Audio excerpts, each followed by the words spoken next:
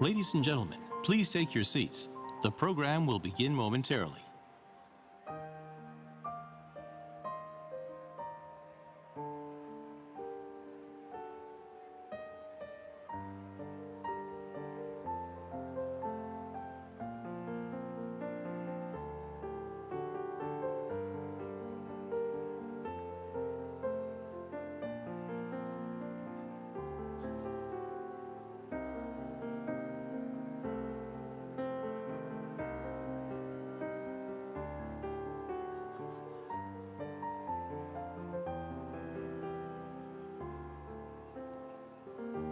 Ladies and gentlemen, please find your seats. The program is about to begin.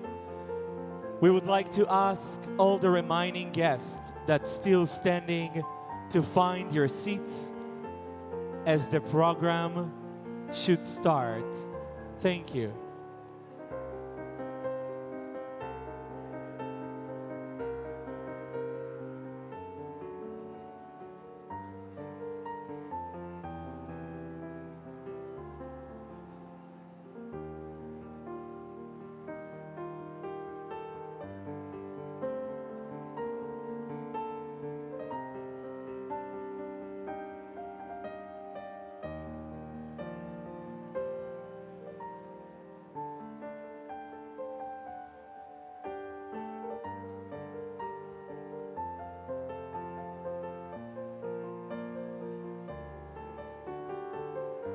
Ladies and gentlemen, please take your seats. The program will begin momentarily.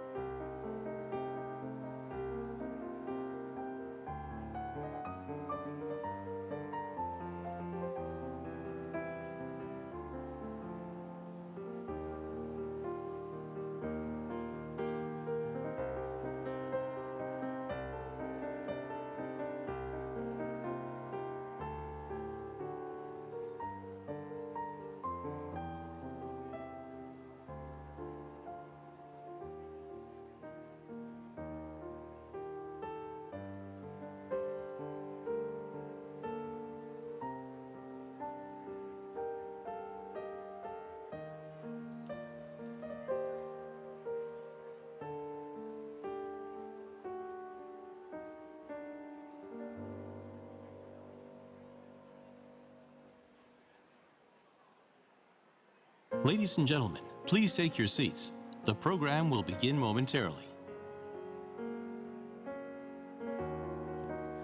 Once again, ladies and gentlemen, we would like to ask all the remaining people that's standing to find your seats. Please, dear guests, this is the moment to grab your seats. Thank you.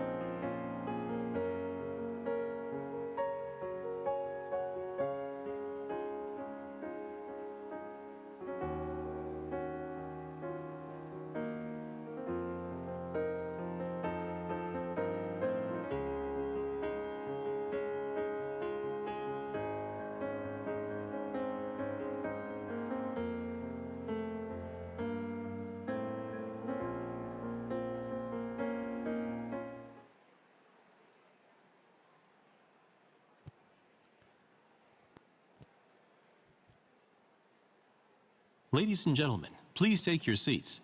The program will begin momentarily.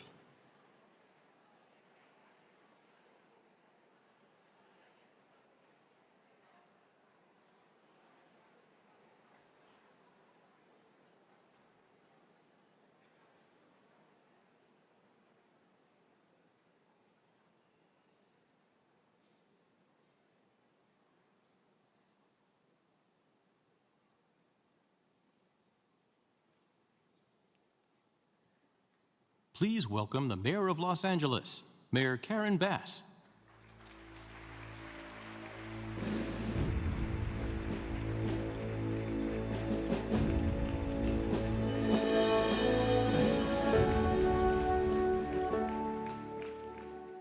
Good evening, everyone.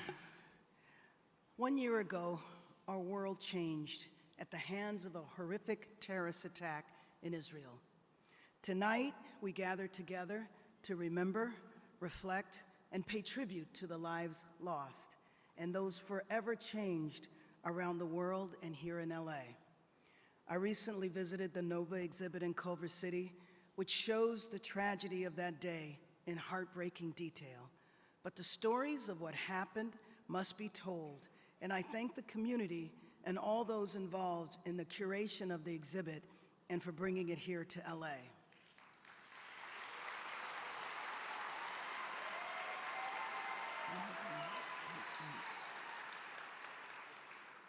The day after the attack, I joined the Jewish Federation and the Jewish community at the Stephen Wise Temple, and I have been in touch with community members and organizations throughout this trying time.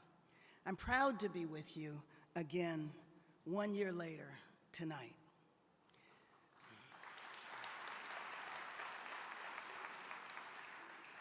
We must continue our prayers for safety and peace. As conflict rises in the Middle East, we often see a troubling rise in anti-Semitism around the world, including here in LA. So let me be unequivocally clear. Anti-Semitism has absolutely no place in LA.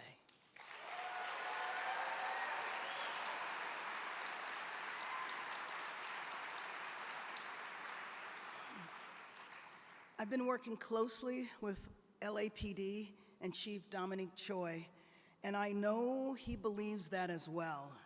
And last week, I was proud to appoint our new chief of the Los Angeles Police Department, Jim McDonald.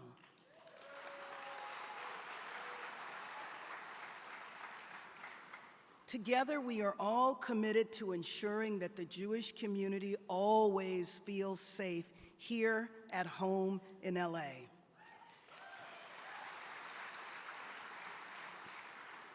At a time when you may feel frightened, alone, and afraid, we stand with you. Here in Los Angeles, we stand together. Tonight, I and those here grieve with you, reflect with you, and offer you our support as Angelenos and as Americans. May the memories of those lost be a blessing. Thank you. Ladies and gentlemen, please rise for the United States National Anthem, performed by cantor Alicia Pierce of Temple of the Arts.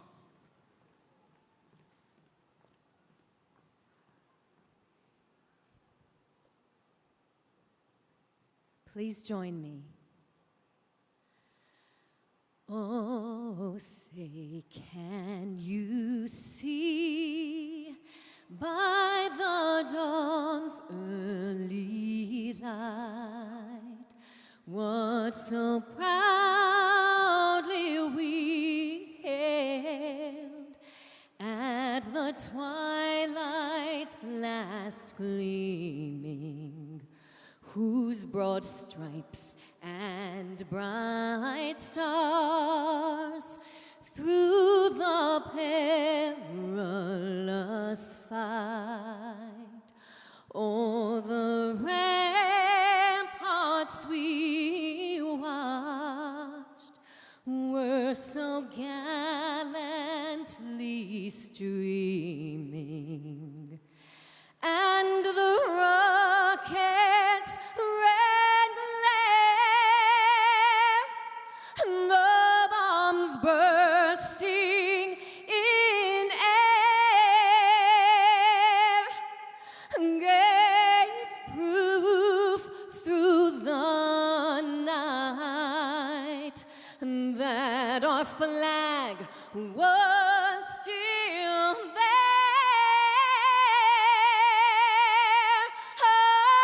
Oh, say does that star-spangled banner yet wave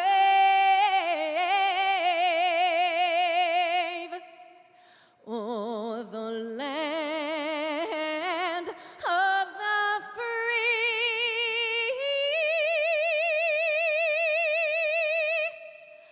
and the home of the brave.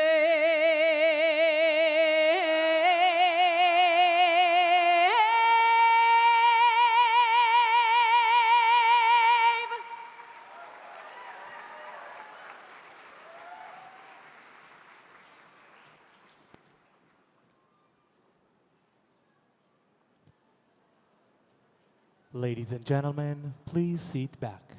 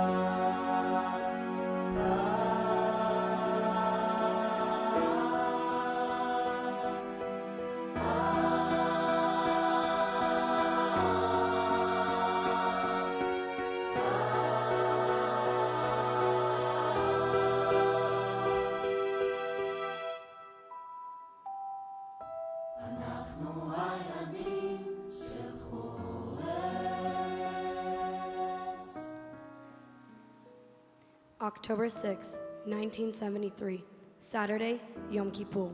As many Jews prayed for forgiveness, Arab armies launched a surprise attack from all fronts, catching Israel off guard. Our people's unyielding spirit emerged. Soldiers and reservists rallied to defend our homeland, facing a harrowing war that claimed many brave lives.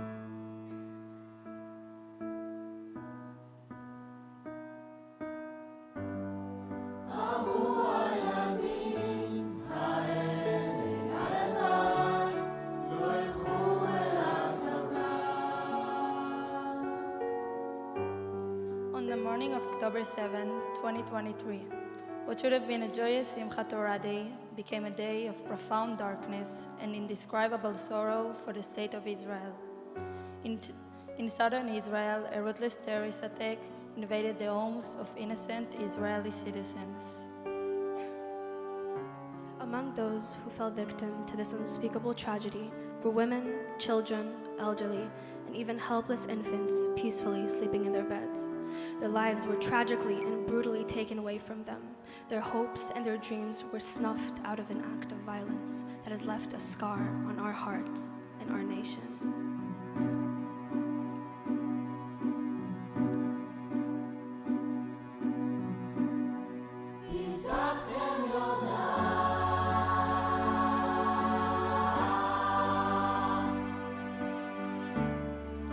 As Israel fights against terror from the south and the north, our brave sons and daughters stepped up to protect our country. Many of them, men and women, sacrificed their lives to defend Israel during this dangerous time.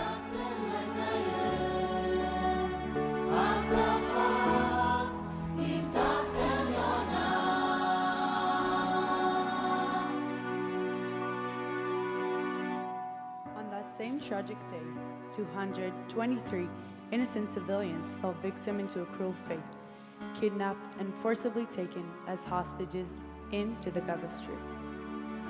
30 of them are young kids and babies, and until that moment, 101 are held hostage by a terror organization.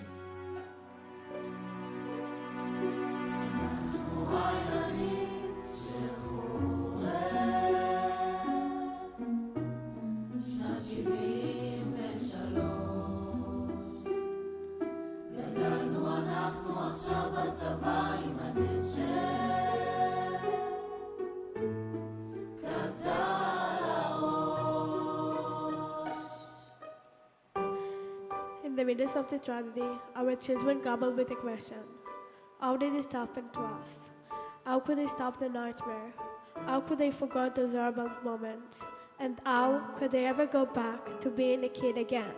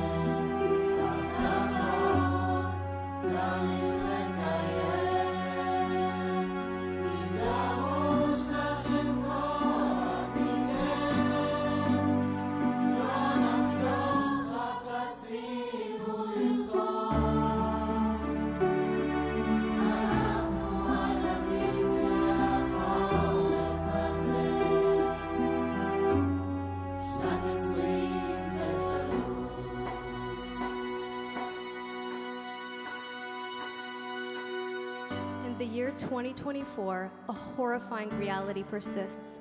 People are still targeted and persecuted for being Jewish. The children of Israel, whether in the winter of 73 or the winter of 23, remain the same in essence. We hold on to the same hopes, carry the same fears, cherish the same wishes, and share common dreams.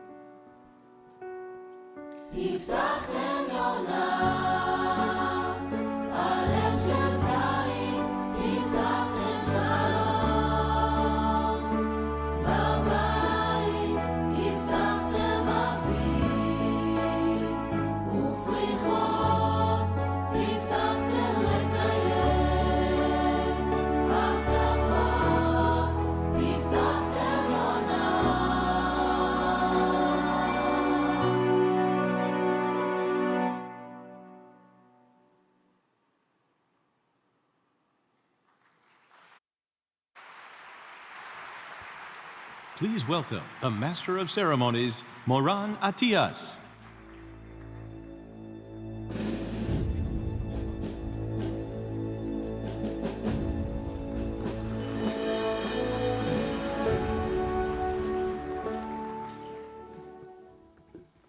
We all remember exactly where we were on October 7th, a date that will be etched in our memory forever. I remember exactly where I was, but nothing prepared me for November 9th. To tell you that story, I need to go a month back when I was offered to play a role in a movie, a war reporter in an Israeli film called War Photographer. I was supposed to fly to Israel on the night of October 7th, but the producer insisted that I arrive early, so on October 4th, my daughter and I landed in Israel. A joyous Shabbat of Simchat Torah I spent with my family in Haifa. But that morning I remember waking up to watching a massacre unfolding on live TV.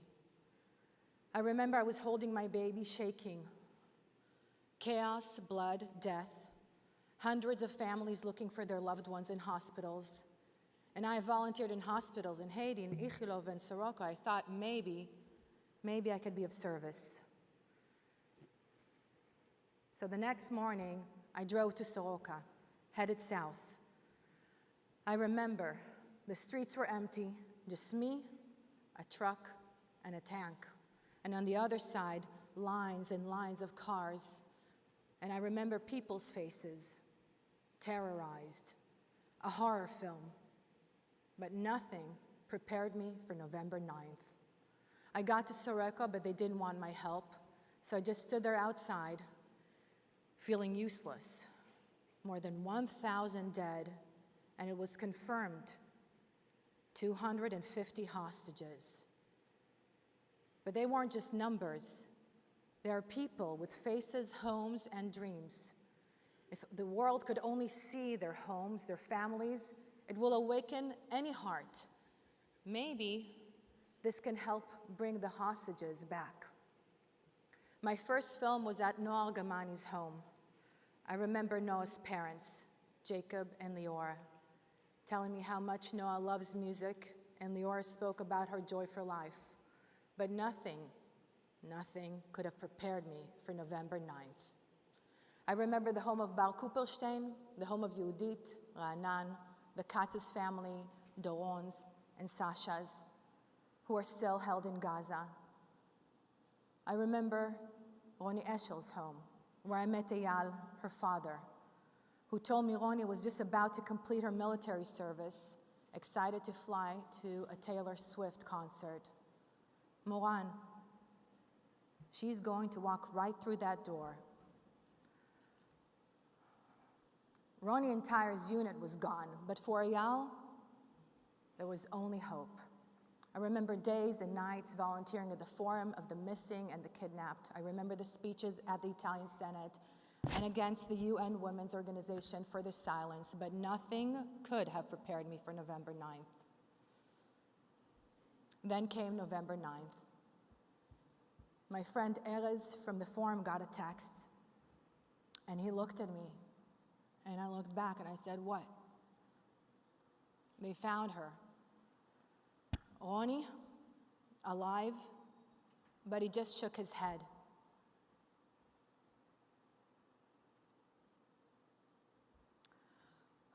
I couldn't breathe. I had to leave and go to see Eyal. I just drove for 40 minutes, and I just couldn't stop crying.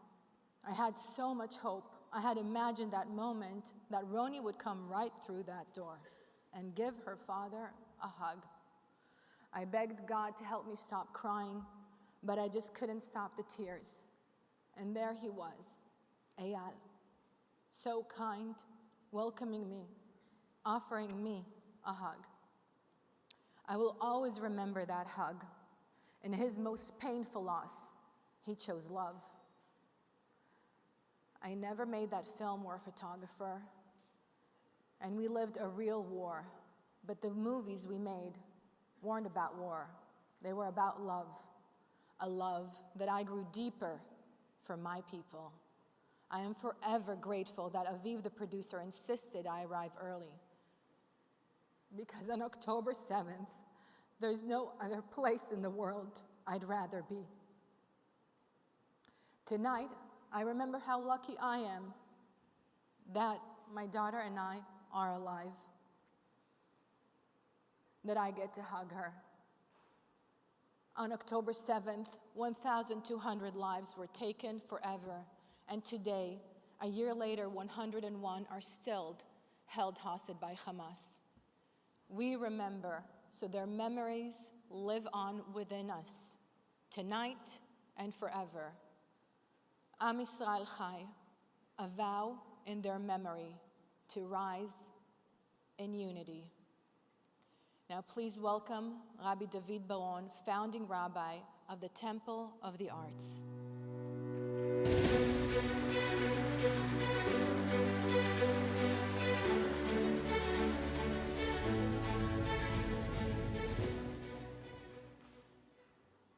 Erev Tov, welcome everyone. I'm Rabbi David Baron, founding rabbi of Temple of the Arts. We own and operate this beautiful Saban Theater, and we're honored to have all of you here tonight and to welcome you for a very special evening. Tonight is about unity, achdut above all else, that we are unified as a community, unified within our community and more broadly to our friends and neighbors who support us. You know, sometimes you can get a little depressed and despair, but we must not despair because we have jobs to do. Job one in Jewish tradition, nichum avelim, comforting the mourners. All of our families who've lost soldiers, who've lost those who were brutally, in a subhuman way, butchered on October 7th. We must not forget them, and we must comfort them. One of the greatest mitzvot is also pidyon shvuyim, redeeming the hostages. And we will do everything in our power to help bring the hostages home to their families and loved ones.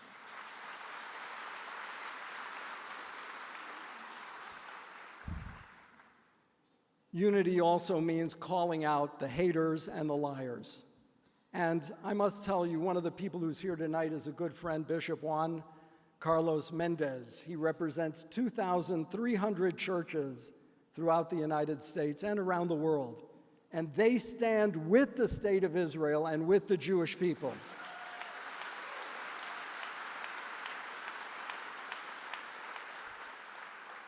The rioters and protesters get all the headlines, but my friends, survey after survey confirms that over 73% of Americans support Israel. And we must never forget that.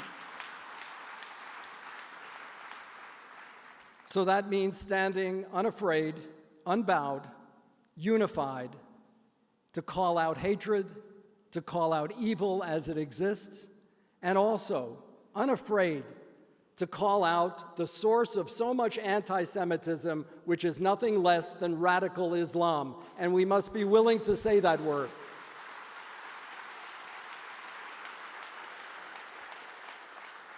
And we must urge our Muslim neighbors and friends to do the same.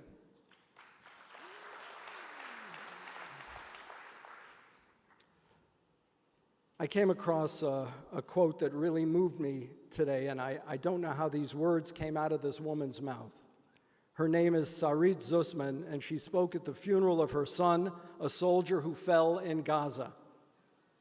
And she said the following, and I quote, "Our story will have a good ending. Am Yisrael Chai."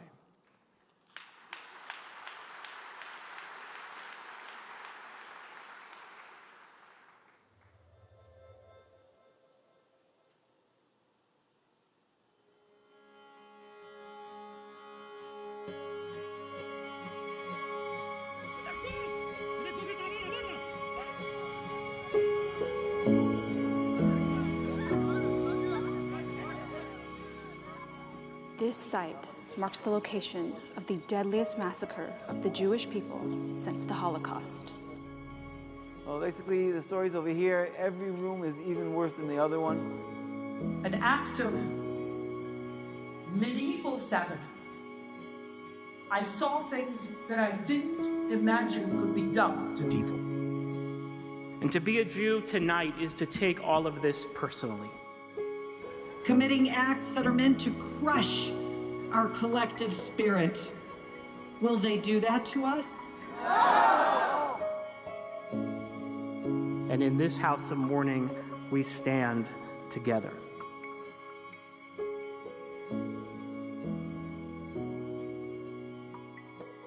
Please welcome Rabbi Noah Farkas, President and CEO of Jewish Federation Los Angeles.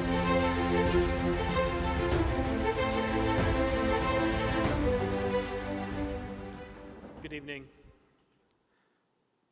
I want to begin by welcoming the many, many elected leaders that are here with us tonight.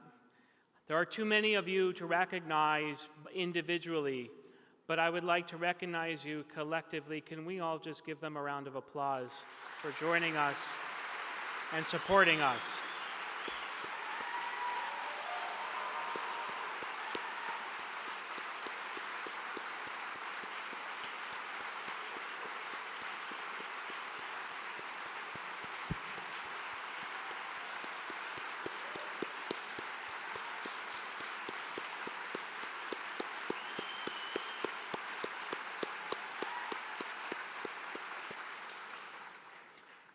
Just 1 year ago,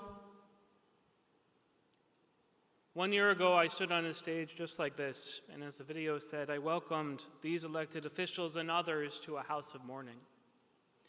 Tonight, I welcome you to a very different house.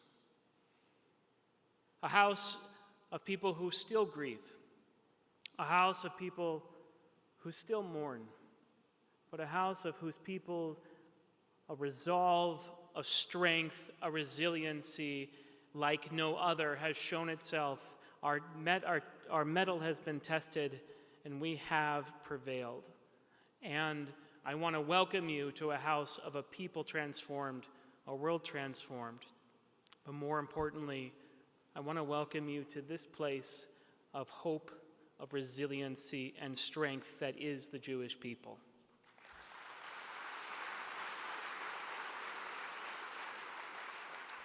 Memory is an interesting thing. Memory, unlike history, acts more like an accordion. You can collapse it and go back in time, and you can expand it and go into the future. History cannot be rewritten, but memory can be relived. We as a people know this. Historically, our Torah, our 5 books of Moses, have told us over 100 times to remember the creation, remember the Exodus, remember Amalek, remember what it means to be a stranger, remember who we are. Memory is our secret power because it is the fuel that fuels us into the future. By remembering who we were, we remember who we are, and we can shape the world that is yet to be. And so tonight, Los Angeles remembers our dead. Los Angeles remembers our hostages in the dungeons and tunnels in Gaza. Los Angeles remembers our survivors and the tens of thousands of our friends and family who have been wounded and the tens of thousands of more who have been displaced. Los Angeles remembers the explosive anti-Semitism we have found in every crack of our society here in America. But most importantly, we remember how much as a Jewish community we love each other.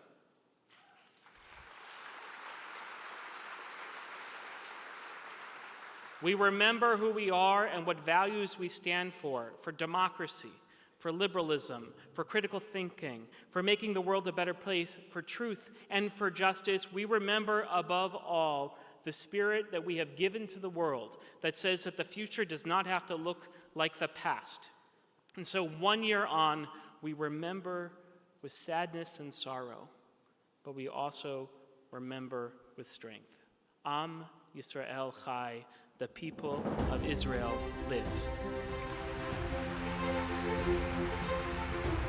Please welcome Elan Carr, former United States Special Envoy for Combating Anti-Semitism and CEO of the Israeli-American Council.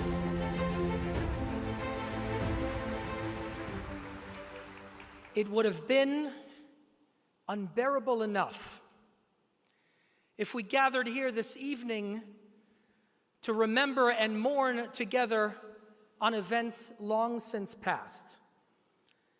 It would have been excruciating enough to dwell together on the blood and the death, the beheadings, the burning of our people, the savagery of the savages.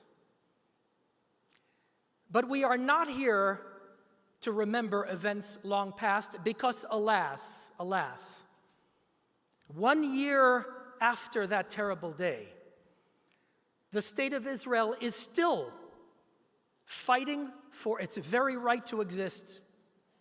1 year since, the forces of darkness led by the Islamic Republic of Iran still threaten us with extermination. Our hostages are still in the hell of Hamas captivity. Eitan, Ma'ayan, Meiromi, and Oded, and all of them come back home now.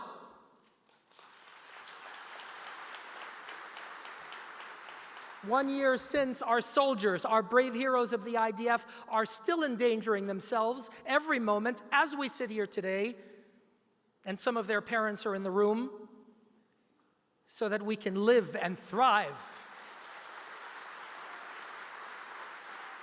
And yes, 1 year since, we as diaspora Jews are still fighting for our right to exist in the face of a tsunami of Jew hatred washing over our cities and our communities and our schools and our campuses.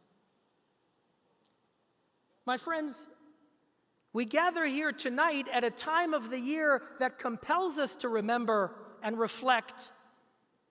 But make no mistake, Rosh Hashanah and Yamim HaNoraim and Yom Kippur is never only about the past. We are commanded to explore and to think and to retrospect, as difficult as it is, as a vehicle for building that better future of which our children are worthy. And that is really why we are here tonight. One bright moment from all of this hell is that somehow, out of the ash and the darkness, we found a modicum of Jewish unity. Jewish unity, the most potent force in the world.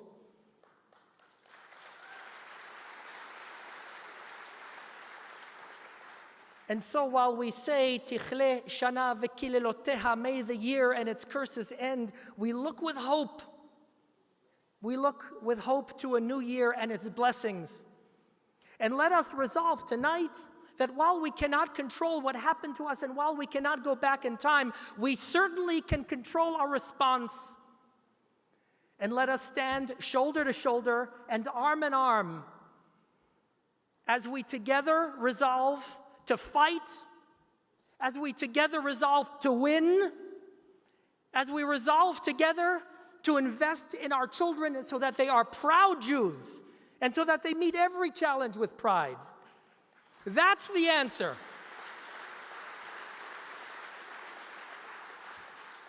So, my friends, with optimism for the future, with thanks for your determination and commitment, we say, Am Yisrael chai, v'netzach Yisrael lo yishaker.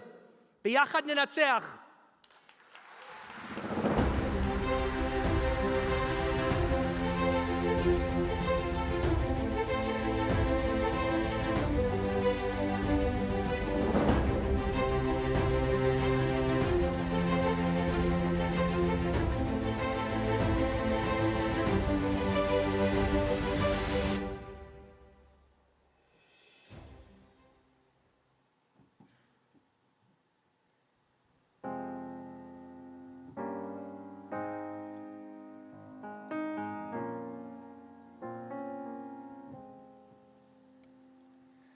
Writer of my symphony, play with me. Look into my eyes and see. People walk away but never say goodbye. Someone stole the moon tonight, took my light. Everything is black and white. Who's the fool who told you boys don't cry? Hours and hours and powers. Life is no game, but it's ours while the time goes wild. Every day I'm losing my mind, holding on in this mysterious ride, dancing in the storm. I've got nothing to hide. Take it all and leave the world behind. Baby, promise me you'll hold me again. I'm still broken from this hurricane, this hurricane.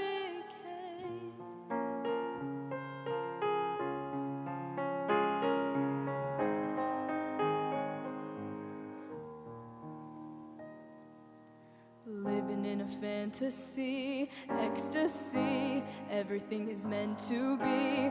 We shall pass, but love will never die. Hours and hours and powers. Life is no game, but it's ours while the time goes wild. Every day I'm losing my mind, holding on in this mysterious ride, dancing in the storm. I've got nothing to hide. Take it all and leave the world behind. Baby, promise me you'll hold me again. I'm still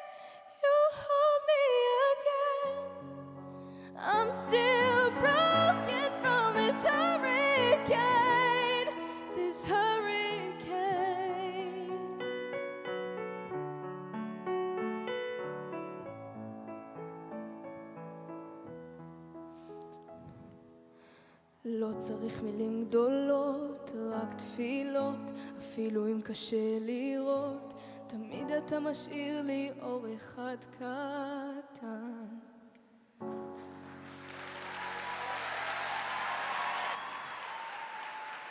Thank you, Sharon Farber and her daughter, Eden Cantez. Please welcome the Honorable Israel Bakar, Consul General of Israel to the Pacific Southwest.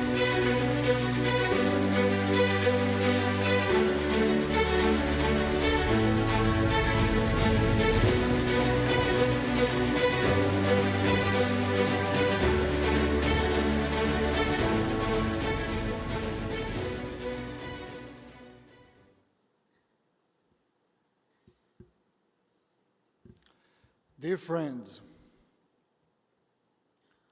also I want to say to everybody here that the Consular Corps came to be with us tonight, and they're sitting here from many different nationalities. Thank you for coming.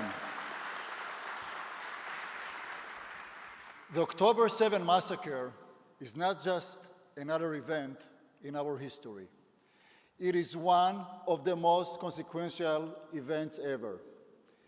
It is a radical event, heinous attack that was committed by radical Islamic terrorists who murdered 1,200 beautiful souls, including 71 foreign nationals, in the name of God. I've watched bearing witness 4 times. I cannot forget the glee on the faces of the terrorists while they committed their atrocities. On that day, Simchat Torah, while Jews were celebrating the joy of receiving the Torah, Hamas was celebrating the killing of Jews as they were chanting, Allah Akbar, God is great. But our God cannot be their God. If you rape women and then shoot them, my God is not your God. If you burn to death young people at a dance festival, my God is not your God. If you murder a Holocaust survivor in a wheelchair, my God is not your God. But amidst the horror of October 7th, we saw the beauty of our nation.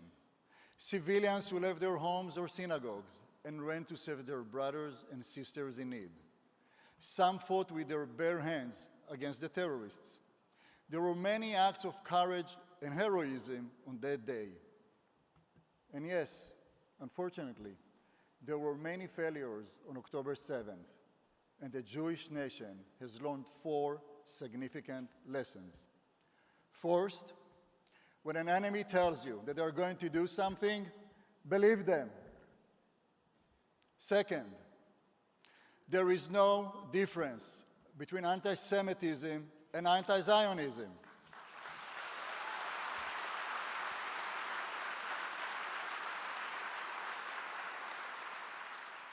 The poisonous Jew hatred on October 7th is the same toxic fuel that has been igniting anti-Semitic wars against Jews for centuries. Third, this war is not about politics or territory. The purpose of October 7th was to kill Jews, not because of statehood, but because of peoplehood. And fourth, containment strategy with terrorists by Western democracies is doomed to fail.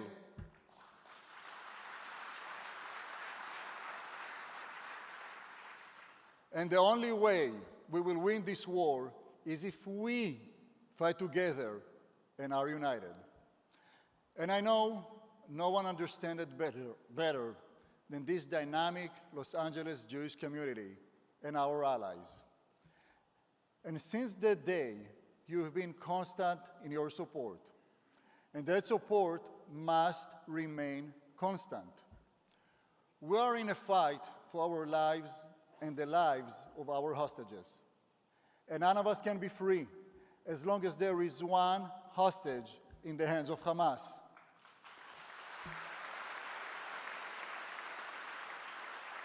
We will bring them home. We must bring them home. We are just days before Yom Kippur, the holiest days in our tradition. This year, each one of us is going to be asked by heaven how much effort and engagement he exercised for Klal Israel, for the hostages. I know most of us fighting for Israel and the hostages has consumed our daily lives. The Jewish nation is crying, fighting, and has not slept for 1 year. We will never surrender.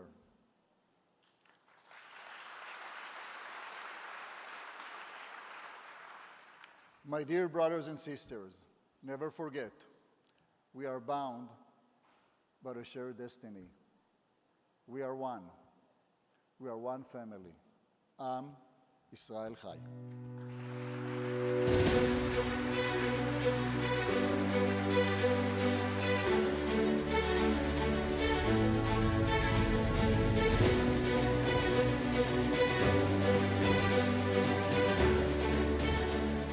Our faith asks us to light candles, to lift the neshamot of the fallen. Tonight we light 7 candles for the fallen soldiers, for the hostages, the civilian heroes, the foreign nationals, the victims of the sexual violence, the first responders, and the 1,200 murdered. Tonight, together with the entire Los Angeles community, their light will be remembered forever. A light for the fallen soldiers. Sergeant First Class Yosef Michaeli Gedalia, Malachi Gedalia, 22 years old, served in the Duvdevan Special Forces Unit. The moment he learned of Hamas's attack, without having yet received any official orders, Yosef and 3 other soldiers headed straight to the kibbutz of Kfar Aza to defend their community. They went home after home, rescuing civilians and saving lives, until Hamas terrorists fired an RPG at their vehicle, followed by a series of grenades. Yosef yelled, "Incoming grenade," to his fellow soldiers. Those were his final words, before being shot to death. Yosef was one of the first soldiers killed on October 7th. He is survived by his wife, parents, and 6 siblings. Kfar Aza was my kibbutz. When I saw Kfar Aza last time, more than 50 years ago, I did not imagine that next time I would see it was last month when Debbie and I went there, witnessing the devastation. Thank you, Yosef, Malachi, Gedalia. Thank you. Thank you, Yosef, and the more than 700 brave, fallen IDF soldiers who made the ultimate sacrifice. Their courage defends our Jewish state of Israel. We light this candle. May their memories be for a blessing.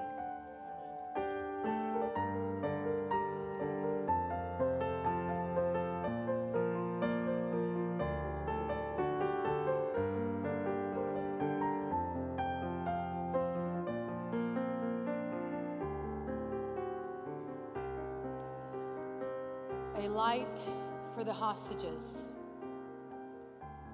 Hirsch Goldberg Polin, a funny, curious, kind, and selfless California native, Israeli-American, 23 years old boy.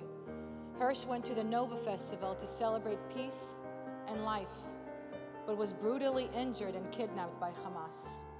His parents, Jonathan and Rachel, used every day and every platform for 330 days straight to advocate for the release of their beloved son and all the hostages. They advocated with kindness, love, humanity, and hope. Hirsch had become our friend, our brother, our son. On August 31st, Hirsch, Alexander, Carmel, Almog, Eden, and Uri were murdered by Hamas. Our world devastated, hearts broken then and now. It's been 1 year since Hamas terrorists took 252 hostages, most of them civilians, women, children, the elderly, and babies. And still, 101 remain in captivity.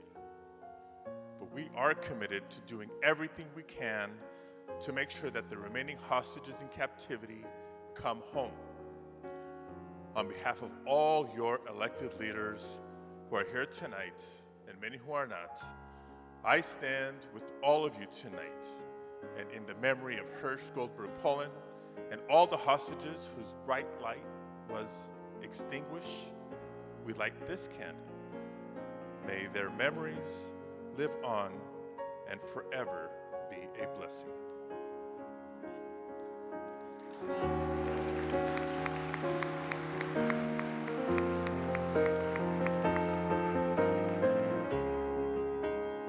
A light for the civilian heroes.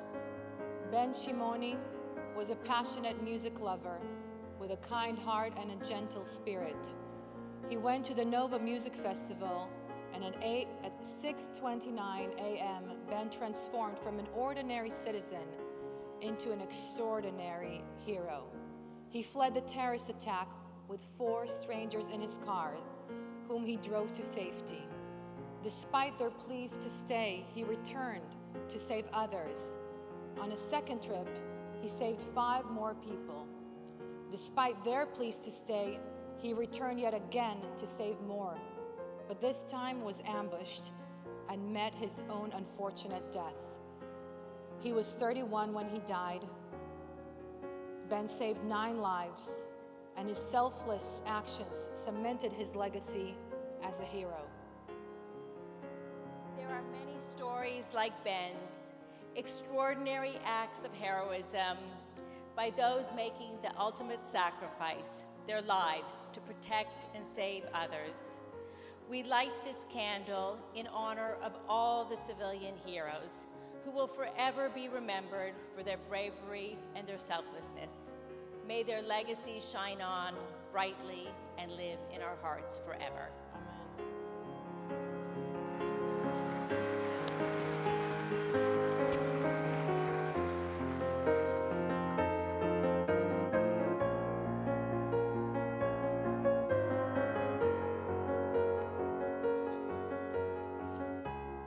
A light for the 4 nationals. Canadian-born Vivian Silver, 74 years old, was known as a happy, optimistic person, a lifelong peace activist. Vivian co-founded an organization dedicated to peace and coexistence for Jews and Arabs. On October 7th, Vivian was murdered by Hamas terrorists in Kibbutz Be'eri in her home. Hundreds of foreigners and national and dual nationals from across the world, like Vivian Silver, were also killed that day. Evil has no boundaries, yet we may find solace in our shared humanity. Consul General Bahar spoke of the remarkable consuls general who are with us this evening. They are from Argentina, Austria, the United Kingdom, Bulgaria, France, Germany, Hungary, Ireland, Italy, Japan, Lithuania, Poland, Romania, and Spain. Dear friends, would you please rise?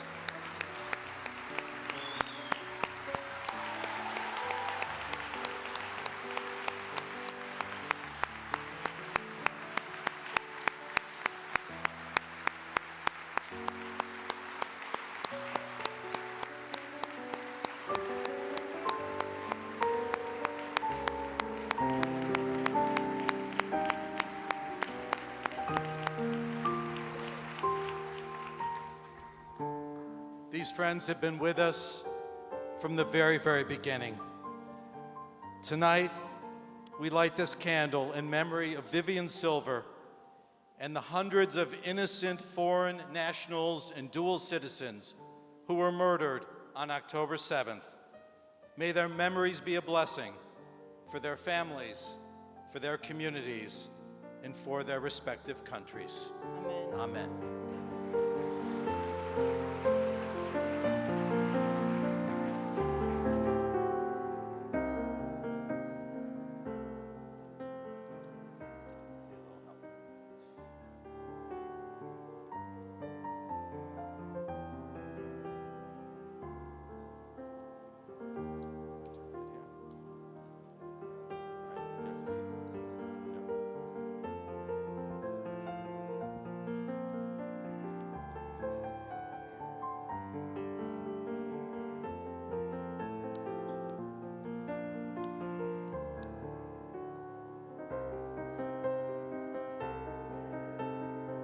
Thank you.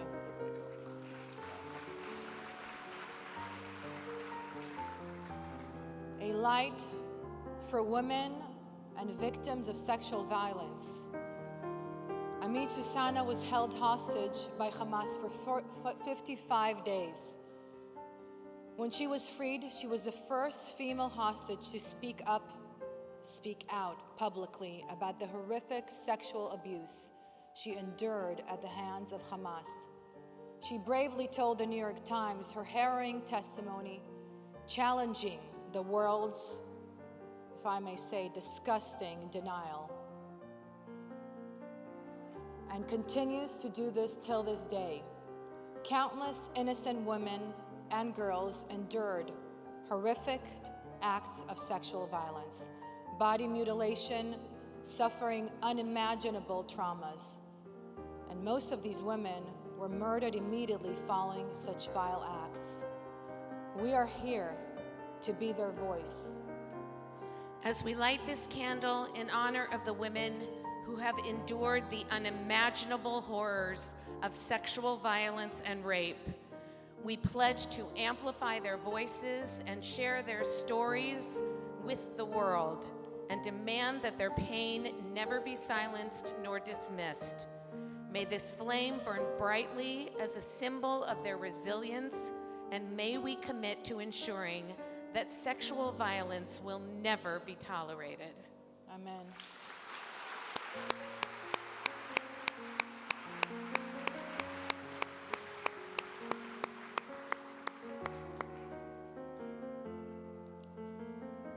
A light for the first responders and police. Paramedic Amit Man, only 22 years old, a resident of Kibbutz Be'eri, was Magen David Adom's youngest paramedic course instructor. When she heard the barrage of rockets, Amit sought shelter in her safe room. But then, hearing about severely injured residents, she grabbed her medical bag and rushed to the kibbutz clinic. For hours, Amit had but one only goal in mind: saving the lives of the injured. While gunfire echoed around her, she worked tirelessly to stabilize each victim and provide life-saving medical care. Despite the escalating danger and the sound of terrorists getting closer, Amit was determined to stay and save lives until her own life was taken. Amit's courage in the face of unimaginable danger is a testament to the bravery of all first responders who, against all instincts, run toward the danger. As we light this candle, we commit to ensuring that the values of bravery, service, and selflessness that she embodied live on in all of us. Amit and so many others like her will continue to inspire future generations of healers, rescuers, and leaders.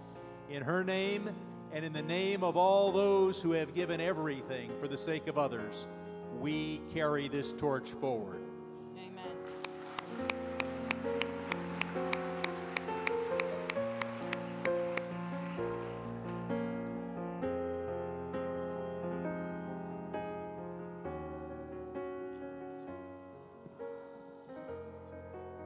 And our last light is for the 1,200 murdered.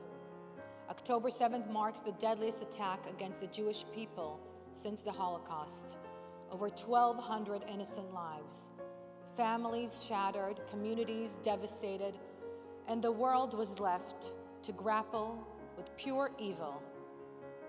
For the children, the fathers and mothers, brothers and sisters, grandparents and grandchildren, for the void that can never be filled. We remember.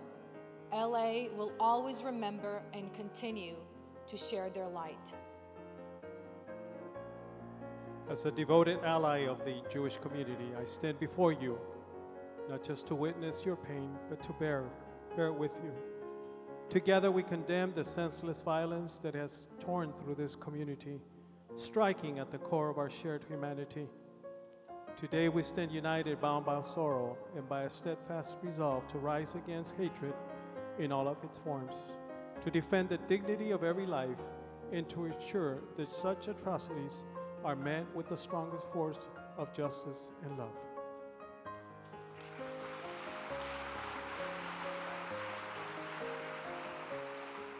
On behalf of this spiritual community that will be coming forward, there's a large gathering of rabbis and cantors. On behalf of all of you, we stand together to light this final candle in the memory of more than 1,200 lives taken on October 7th. We reflect on their humanity. The Chol Ish Hashem, each one of them has a story, each one of them has a name. We honor their lives.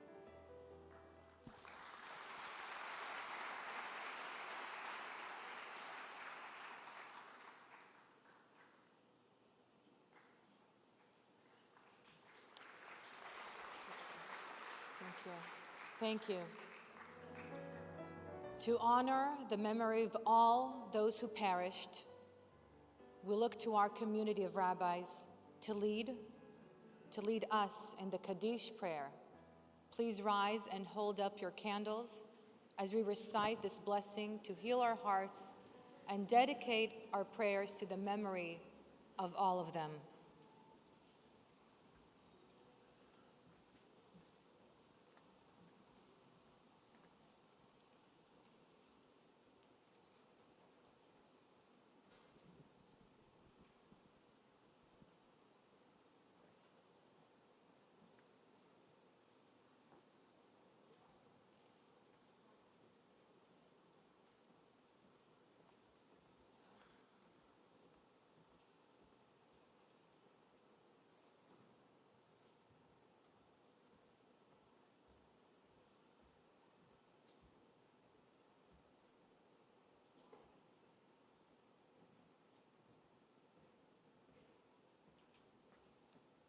יתגדל ויתקדש שמי רבה, בעלמא דברה חירותי וימליך מלכותי, בחייכון וביומכון ובחיי דכל בית ישראל, בעגלה ובזמן קריב, ואמרו אמן.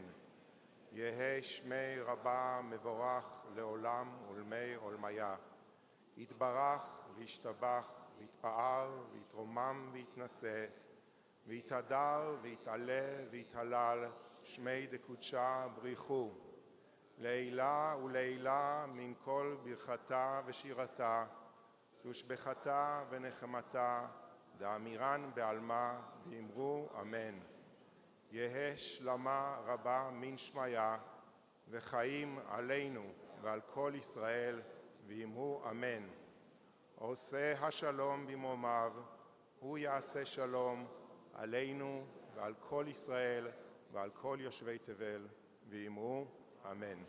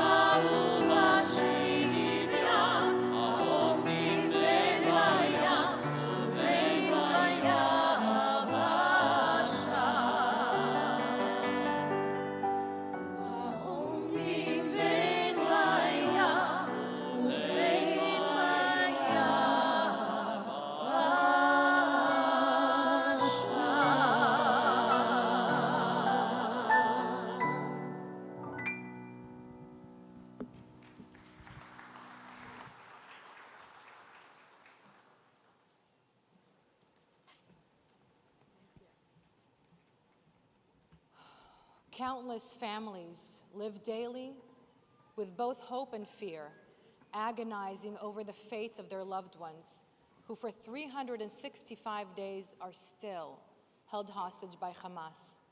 Maayan Snapil, granddaughter of Yocheved Lifshitz, was freed from captivity, but her grandfather, dead, is still held hostage.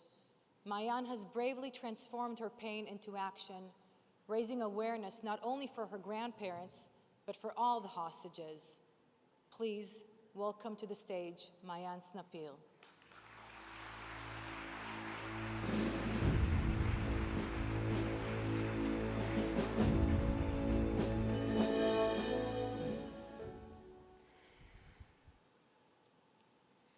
Look into my eyes. Please don't look away. Share with me this moment of truth, a moment of togetherness in such lonely times. We are all here because we care and understand that something needs to happen soon. 4 days ago, I had a birthday. Just as much as I could not have imagined a massacre happening a few days after my birthday last year, I could not believe the hostages are not back with us 1 year after. It's been a difficult year for me and for all of us. On October 7th, my grandparents, Oded and Yocheved Lifshitz, were kidnapped from their home in Kibbutz Nir Oz, a small community of just 400 people, where 1 in 4 was either kidnapped or brutally murdered that day. My grandmother, Yocheved, was taken on the back of a motorbike, 1 terrorist at the front, 1 at the back behind her. Her eyes were fixed towards Gaza, as her home burned in flames behind her. She didn't see the flames as they consumed everything she had built. The last thing she saw was her husband, my grandfather Oded, collapsing from a gunshot wound, trying to stop the bleeding with a towel. She told us he had died, and she shared that heartbreaking news with us in the hospital when she miraculously came back from captivity. But that was not the end of the story. Another hostage from Nir Oz, who was released after about 50 days, told us that my grandfather was, in fact, alive. He survived the 7th. She was with him while she was in captivity. He is wounded, yes, but he is still alive. He doesn't know his wife has been released. He is worried about her, and she for him, but both of them alive and separated by an unimaginable distance. Alive. That word takes on a new meaning when so many lives have been lost. Do you feel alive right here in this moment? No child in the world should ever fear he might be kidnapped. No woman in the world should be scared to be taken away from her home to a foreign land and be raped. No man in the world should fear he'll be taken into captivity in a tunnel, in the tunnel, and fear he will never see daylight again. No one, nowhere, from that moment on. Every time I speak about October 7th, I ask myself, what do I really want to say to you? You who choose to be here, to listen, to be present, and to support us. What can I say that will help us bring every hostage home and help us grow, learn, and heal from what happened? I truly believe that good things happen when we come together, when we bring love, light, and gratitude into the room. Whether you believe God, the universe, or any other force that connects all of us, it's allowing us to make a choice. A choice that is one of the hardest challenges for people who were so severely hurt. Will we choose anger, war, hate, and pain? Or will we choose love, peace, and kindness? Are we brave enough to choose light despite the circumstances? Will we find the courage to stand together and be there for each other, even when there are different opinions? It just might be one of our greatest lessons after such dark times, but there is still hope. And you, the Jewish communities around the world, demonstrate the unity of our people in the most beautiful way. You have been an unimaginable source of support the past year. I want to briefly take you back to October 7th through my family's eyes. It began with rockets, unfortunately nothing unusual at first. My grandparents' bedroom also served as their shelter, so they're simply used to it. But soon something felt off. In the last conversation with us before he was kidnapped, Oded, my grandfather, said that he thinks that he hears Arabic right outside the door. From that moment, we lost all contact with both of my grandparents. For weeks, they were considered missing, a title that was given to those who there was no evidence about what happened to them. Kibbutz Nir Oz was evacuated to a hotel, and people whispered about who had been found, who had been killed, but no one seen my grandparents. They were simply missing. Then, one day, we read in Al Jazeera, an Arabic newspaper, that Hamas wants to release JFEDLA and Nurit Cooper. 3 days of uncertainty followed until we got the final news, 3 hours before she arrived, that my grandmother was in fact coming home. Most of the family was in Eilat, so the army sent a helicopter to bring them to Tel Aviv. I got to the hospital before she arrived. She was frail, in a wheelchair, without her glasses. There was a very powerful moment when she looked across the room at me, squinting to recognize me. She kept her eyes on me until she asked, "Name?" And I said, "Mayan." She began to cry and said I came to her in her dreams all the time. That was the moment that reality hit. When the rest of the family arrived, she shared the story of her abduction with us.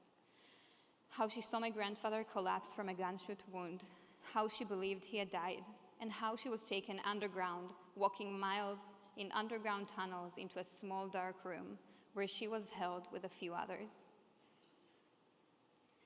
Unfortunately, some of them had recently returned back to Israel, this time not alive. When she was told she would be released, it was just as much a surprise to her as it was to us. Even though today is a difficult day, and some of us have lost trust or hope, I have not lost trust in you. And you are the ones that give me hope. You. You that cared enough to help my brother come back to Israel on October 7th because he was traveling in Australia and there were no flights available. You who sent supplies, food, money for so many different causes throughout the year.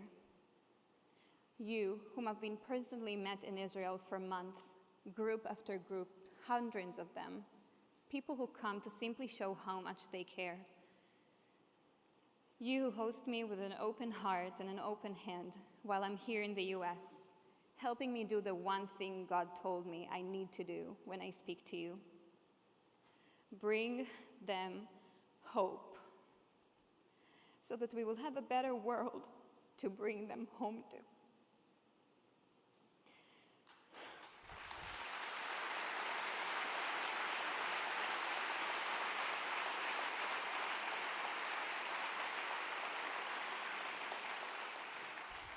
I truly believe that better days are ahead, and we are all part of making this happen.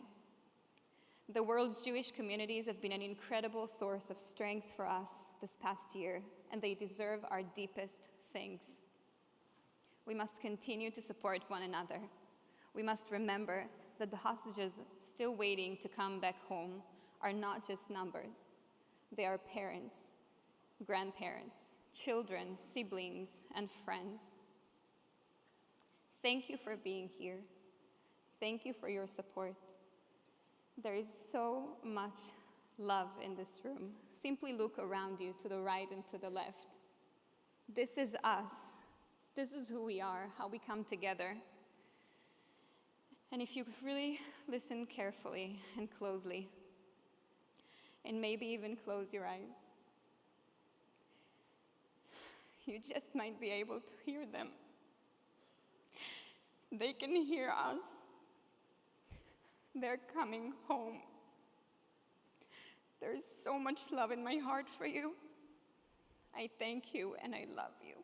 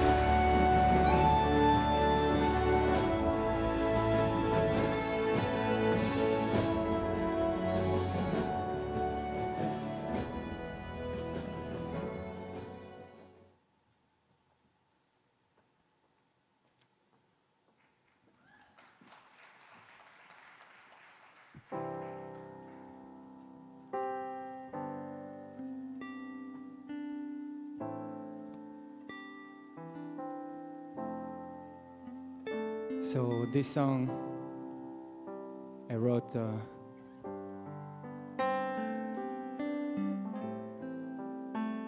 when I was on duty.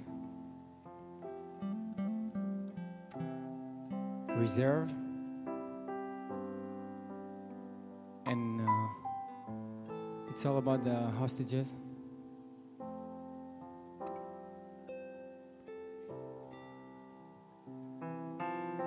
רומי, מחכים לך בבית.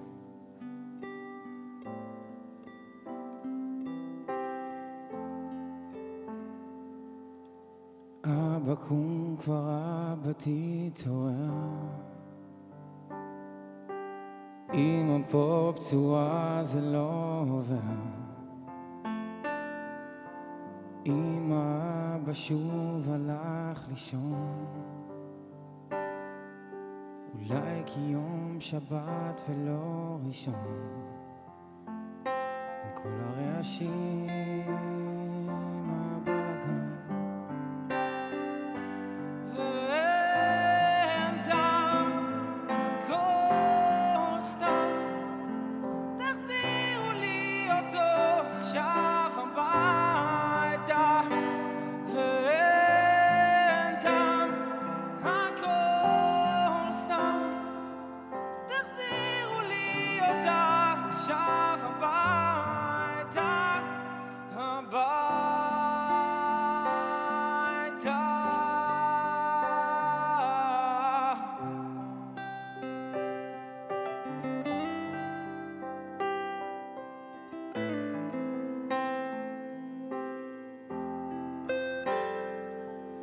הכל חשוך עכשיו כיבוי אור. אולי ליום יומיים לפחות. כי בין ייאוש תקווה יש לי חלום. כשכל זה ייגמר אוכל לנשום. בין כל הרעשים הבלגן. ואין טעם הכל סתם. תחזירו לי אותו עכשיו הביתה. ואין טעם הכל סתם. תחזירו לי אותו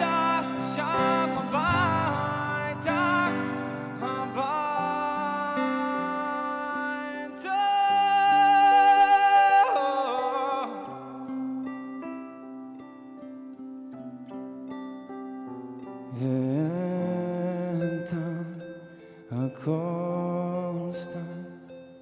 תחזירו לי אותם עכשיו הביתה, ואין טעם, הכל סתם. תחזירו לי אותם עכשיו הביתה, הביתה.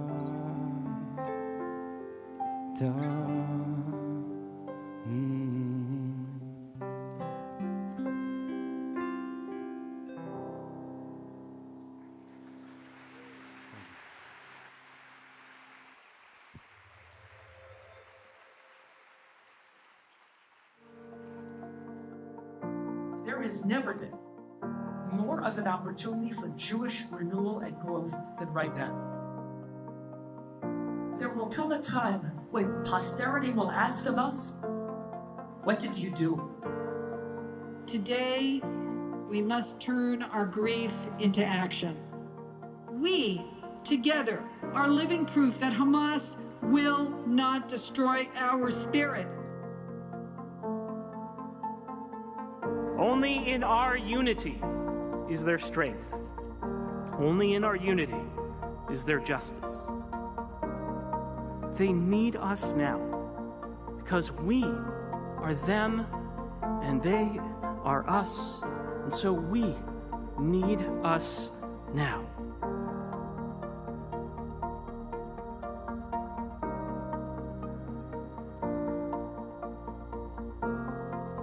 I'd like to also thank the incredible Raviv Kaner for that beautiful song. Thank you.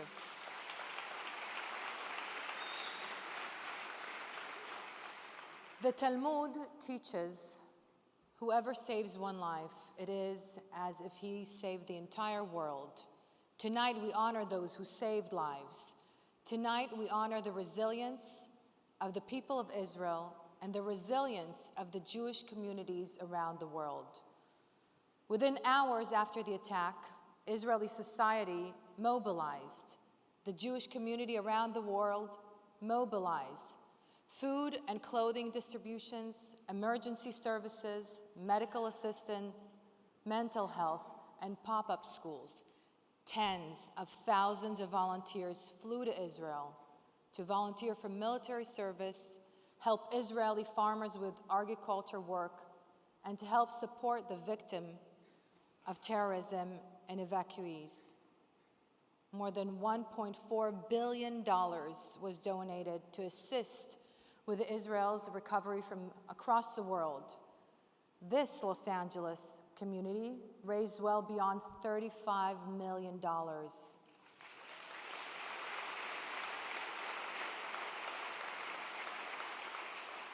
The resilience to help one another. You should all be so proud of yourselves. Many risking lives, many risking their own lives, like Yaniv Kestenbaum, whose singular actions and individual heroism helped to save his entire kibbutz, as well as the neighboring one. We are so honored to have a hero with us tonight, Yaniv Kestenbaum.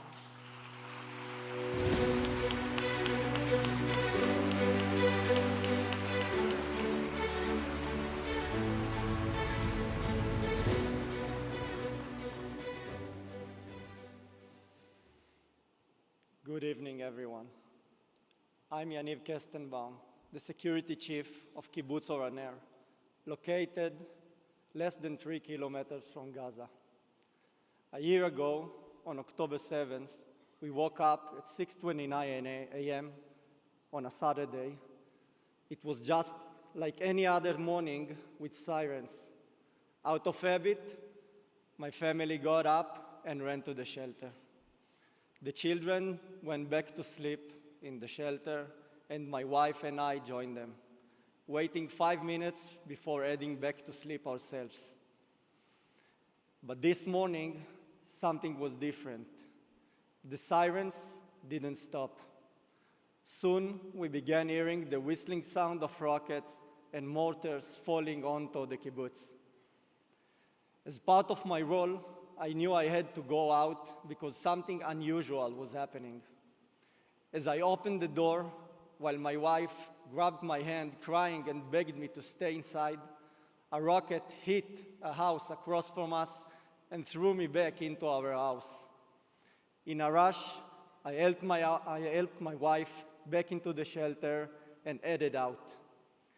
I started to receive calls from residents whose homes had been directly hit. I knew I needed to mobilize the emergency response team. By 6:45 a.m., my team was already positioned at the kibbutz gates and fences. There was no communication with military, and there was no electricity. At 7:30 a.m., I received a call from Or, the security chief of Kibbutz Erez, a neighboring kibbutz about a kilometer from us towards Gaza. He sounded extremely stressed and said they had around 40 terrorists in 4 trucks at the fence. He already counted 1 fatality and 4 wounded who urgently needed help. Without fully understanding the scope of the situation or knowing that the entire area was swarming with terrorists, I made a split-second decision to send our emergency team commander with 3 other fighters to the neighboring kibbutz. Minutes later, I asked for 3 more fighters to head out there while I stayed with 6 fighters to defend our home. What came next was 4 hours of battle, just a few of us against dozens. We had limited ammunition. They came with machine guns, grenades, shoulder-fired missiles. When it was over, my fighters, alongside the fighters from the neighboring kibbutz, managed to prevent terrorists from entering our homes and carrying out the massacre. That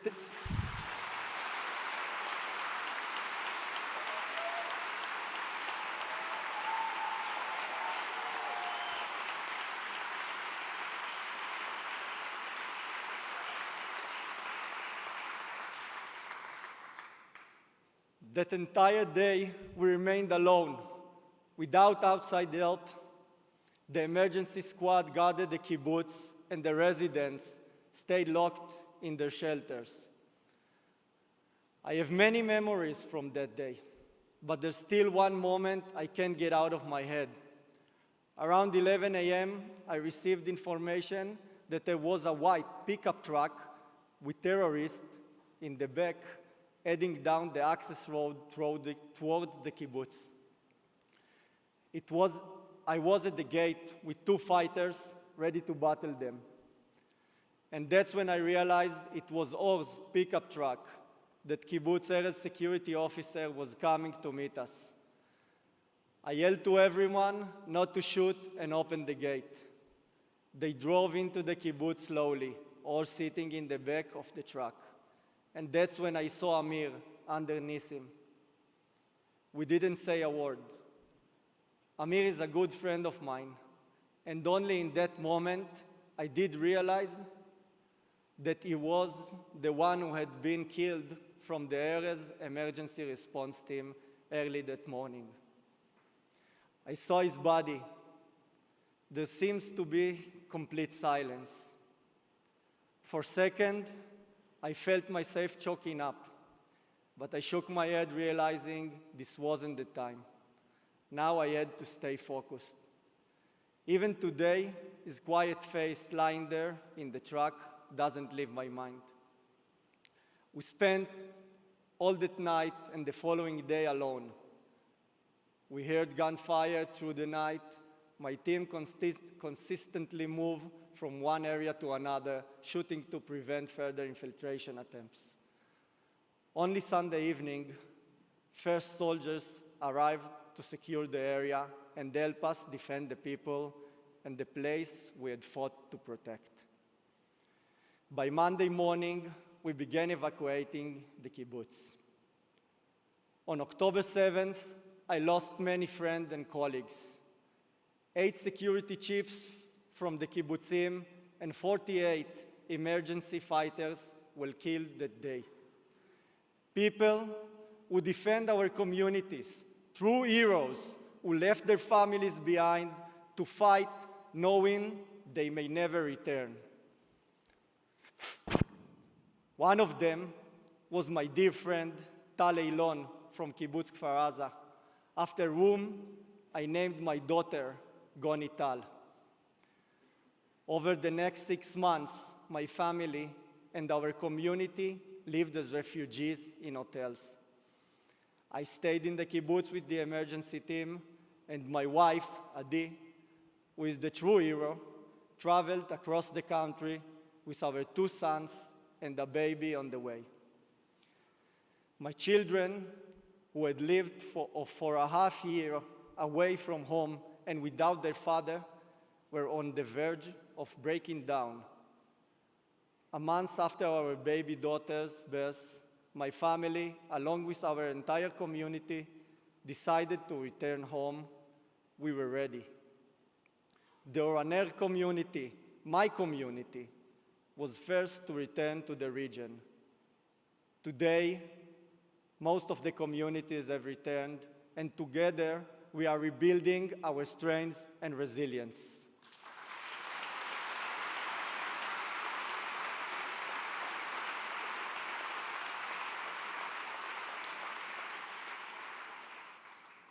We have all lost family members, friends, and loved ones, and it is precisely for them that we have returned, to rebuild the lives we love in this place. In closing, I want to remind everyone of the 101 hostages still in Gaza, some of whom are my close friends. We must not forget them, and we must bring them back now.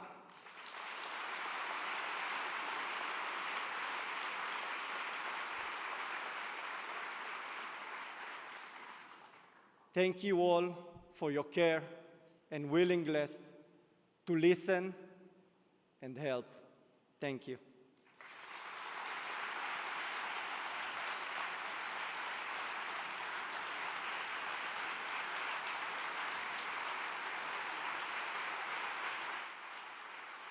With us tonight is someone whose voice has been a beacon of strength and clarity in unimaginably challenging times. Dr. Mayim Bialik, a renowned actress, neuroscientist, and activist, has a long history of standing in solidarity with the State of Israel. Since the events of October 7th, her unequivocal support of Israel has been a beacon of light for us all.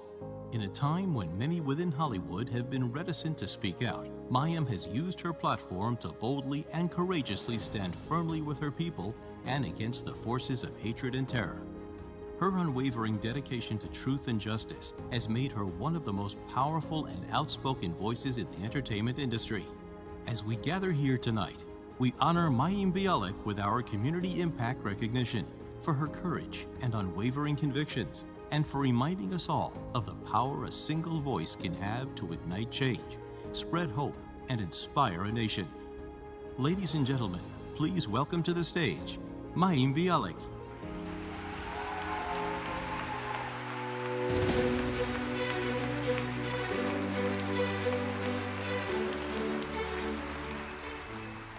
Thank you. Thank you very much. Shana Tova. It is a struggle to stand here before you on this, the first anniversary of the 7th of October, and wish you a Shana Tova. This greeting, like so many others, bears a new weight in the shadow of the new reality that we find ourselves in. Our hostages remain in Gaza. Please, Avinu Shabashamayim, bring them home speedily. And yet here we are. I really didn't know where to be today or tonight, and I honestly didn't know if I should be here or if I had it in me to be here. I, like so many of us, live with a terror and an anxiety since October 7th that seems to not allow me to have a place where I can truly feel settled or happy or whole. They say it's ancestral, and indeed, I believe that it is. To be honest, I worried about being in a communal space tonight because I wasn't sure how it would feel. My communication with the outside world has largely been from behind a cell phone, behind a camera, behind my writing, and largely behind closed doors. And as a public person, it is certainly challenging to be among people who feel they know you and who love you, but in most cases, you don't know them, and I often do feel I stand alone in my industry. But I'm very, very grateful to be here, very grateful.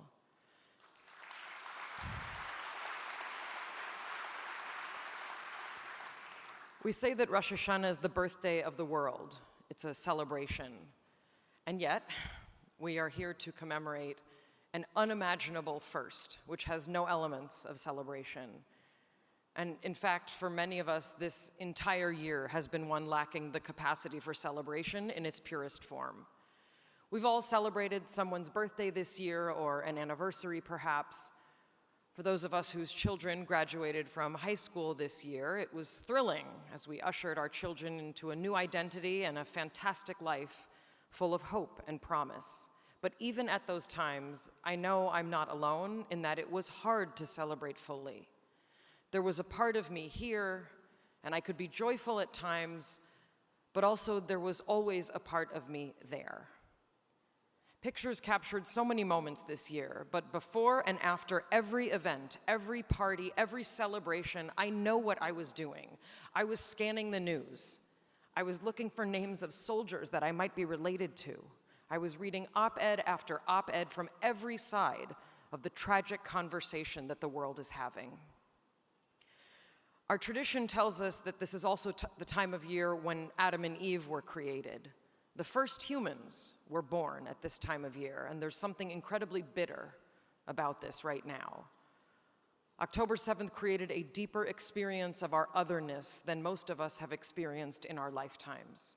And the aftermath, the downstream effects of that day have rippled out into a sense of abandonment by many in the global community, an underscoring of the desire of so many of us to isolate, the cruel knowledge which many of us had hoped our grandparents were wrong about, that we have to take care of ourselves because we really don't know who else will. And so I see October 7th as an expression of the creation anew of us as a people united, because there is no doubt anymore about who we are as a nation and the significance and the importance of Israel as our home.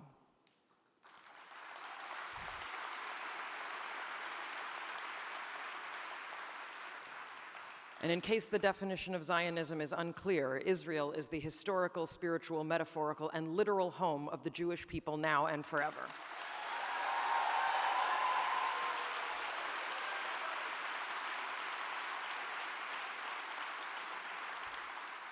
The nation of Israel, in all of her imperfections, is our eternal home.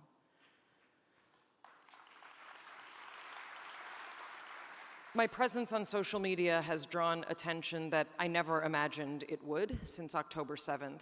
I see what I do there as really just an expression of the colossal cascade of grief, shock, fear, rage, and also love, camaraderie, faith, and compassion that so many of us are feeling.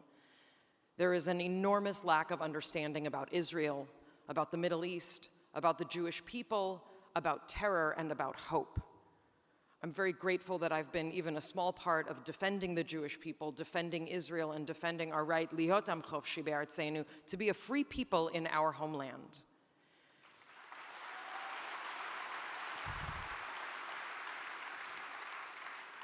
And as the days of awe are upon us, we know that while we may never celebrate in the same way, the time for a certain kind of hand-wringing is largely over. This is our new reality, and for those of us with family and friends in Israel right now, the reality is unfolding in terrifying ways every day. This new reality feels nightmarish on even the best of days. Chaim Nachman Bialik wrote in 1904 of the pogrom of Kishinev the previous year. Leave now this place at twilight to return, and to behold these creatures who arose in terror at dawn, at dusk now, drowsing, worn with weeping, broken in spirit, in darkness shut. Their lips still move with words unspoken. Their hearts are broken. No luster in the eye, no hoping in the mind. They grope to seek support they shall not find. Thus, when the oil is gone, the wick still sends its smoke. Thus does the beast of burden, broken and old, still bear his yoke. And we all bear a burden now, but we do not bear it alone. We bear it together, this community, this people, and indeed this nation. May the memories of those we have lost and those we are still missing be only for a blessing. May we all be sealed in the book of life for only good things. Amen. Thank you. Shana Tova u'Metuka.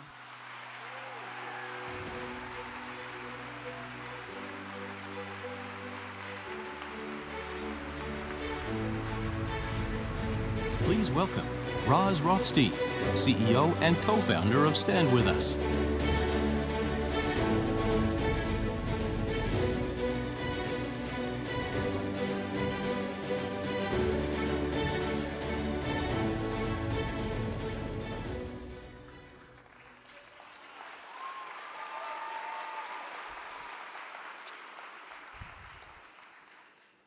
We have lived with so much anxiety and so much sadness and loss for the last year. A few weeks ago, together with colleagues from ELNET and American Jewish Committee, I had the honor of meeting a very high-level Hindu spiritual leader, Ravi Shankar. He has written about lowering anxiety through breathing and through other techniques and through meditation, with the goal of achieving inner peace. I took this amazing opportunity to ask him, what about the Jewish people in this moment? How can we possibly reduce our anxiety as we are painfully aware that Iran and its proxies seek our demise and Hamas is still holding our people in the dark, evil tunnels of Gaza? I asked him if he has guidance for the Jewish people in this difficult moment. And I will never, ever forget his response.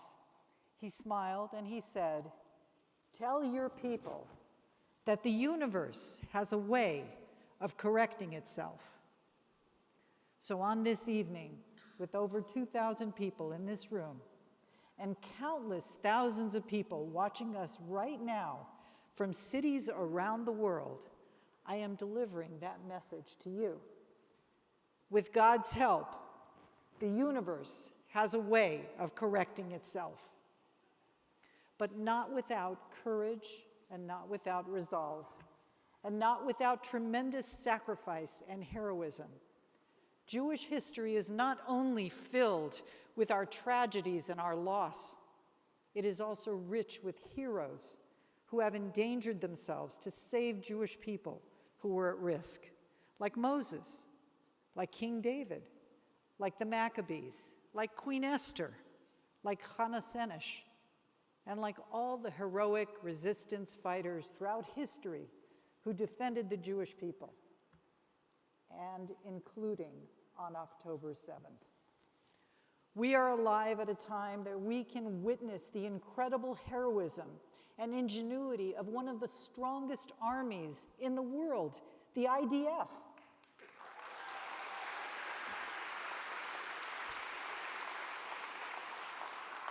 Of Israel's search and rescue teams and the Israeli Air Force, of the Mossad Intelligence Agency, of Shin Bet, of the Naval Commando Unit, of Maglan and Duvdevan, and so much more, including Israel's Special Forces. There will be books and films written about the thousands of pagers and walkie-talkies that went off at the same time.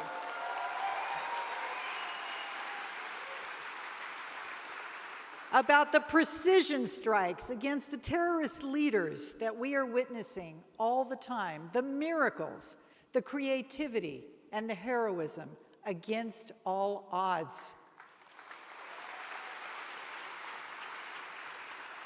And through our grief, we must stop and take note of the miracles, the strength of character, and the heroism, because it is indeed breathtaking.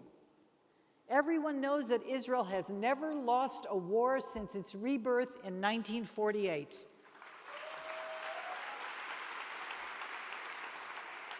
And we are also deeply aware that Israel can never lose a war. And it is with that knowledge and determination that Israelis stand tall and strong and will continue to do everything to protect and defend the state of Israel and its citizens. As we usher in this new year, may the hostages come home to their families. May the soldiers come home safe. And may all those who've been injured, including civilians and soldiers, recover fully and quickly. And with God's help, may the universe correct itself and usher in a new Middle East.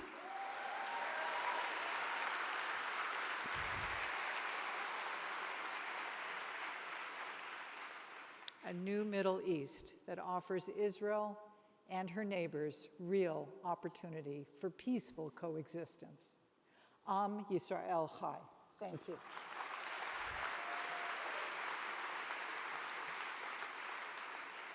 And now I'm so proud to introduce one heroic reservist in the Israeli Special Forces. Please give him a warm welcome and extend your gratitude to Gunnery Sergeant Asaf.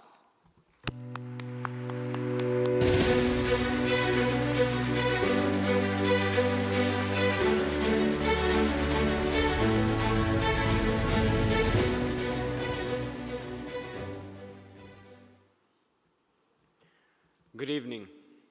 My name is First Sergeant Asaf, and I was born in Israel 31 years ago. After completing my undergraduate studies in the United States, I returned home to join the IDF.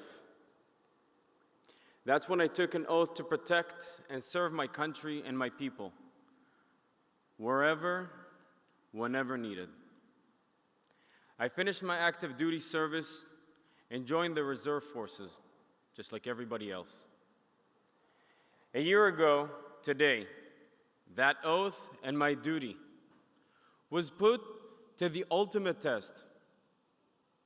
On that unimaginable Shabbat morning, I woke up at my parents' house to a country under attack. Without a second thought, I grabbed what I could and headed to the front lines.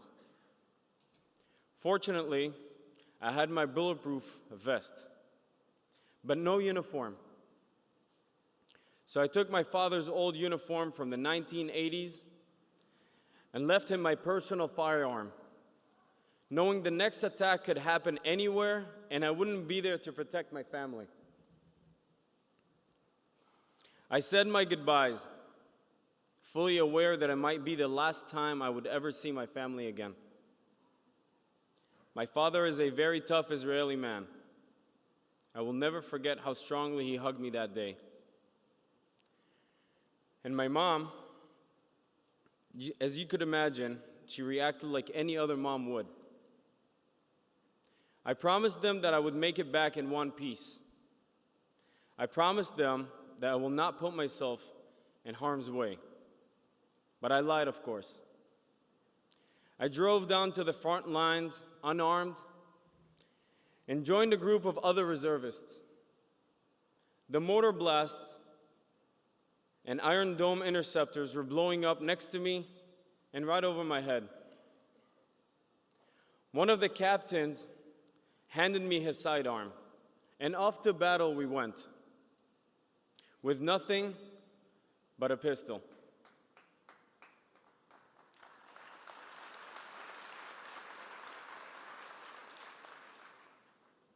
Israel may have been caught off guard, but we are always ready to defend our people. My mind could not comprehend the experience, the sights, the smells, the sounds, and mainly the emotions. Thankfully, our training kicked in immediately. Even though it's been years, it was deeply engraved in my muscle memory. Special Forces training teaches you to think outside the box, to expect the unexpected, they always said. For the first time, I truly understood what that meant. We were trained to be resilient, to be resourceful, and to be comfortable with the unknown. Throughout my life, I've dedicated much time to understanding the complexities of war. I have a master's degree in Homeland Security and counterterrorism. Yet there's not a single book that describes what we had faced. Over 3,500 terrorists invading with heavy weaponry, mortars, bombs, RPGs, and AK-47s. What we lacked in weaponry, we made up for in determination, faith, and many, many brave hearts.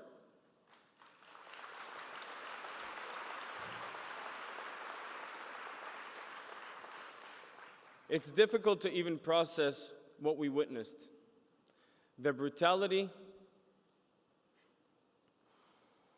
behind the attack and the unimaginable cruelty. And as the weeks passed, so much was unknown. The inability to know when this conflict is going to end. When would we be reunited with our loved ones? Where is the next attack going to come from? Hezbollah, Iran, the Houthis? But there was one question that never crossed our minds. Not once did we ask ourselves, why were we fighting? The answer was clear, ingrained in every cell in our being. And that is what makes us who we are. Those defending Israel demonstrated a new level of courage and commitment. We have strength of character. And each of us is beyond determined to protect the only Jewish homeland in the world.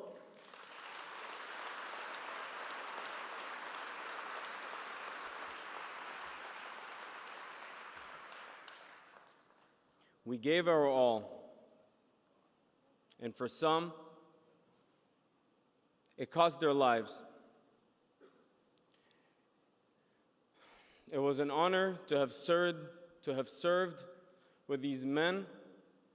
It was an honor to serve the Jewish nation, and it is an honor to stand here before you.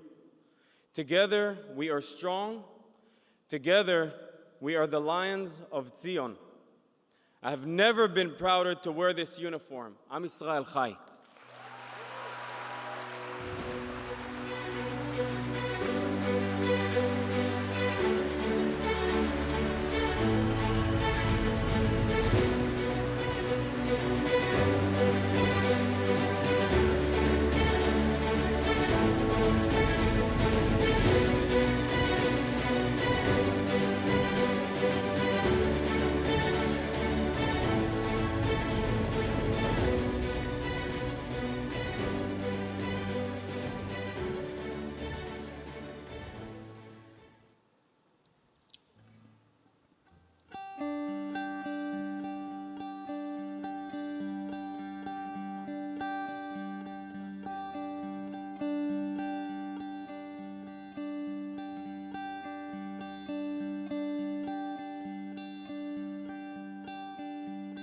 עיניי פקוחות בשביל לראות את השמיים,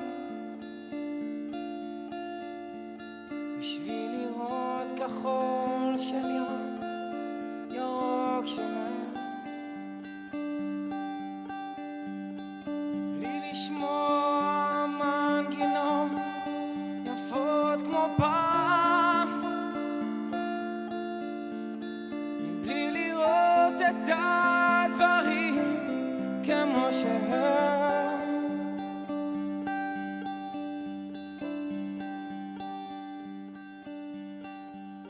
ילדים קטנים,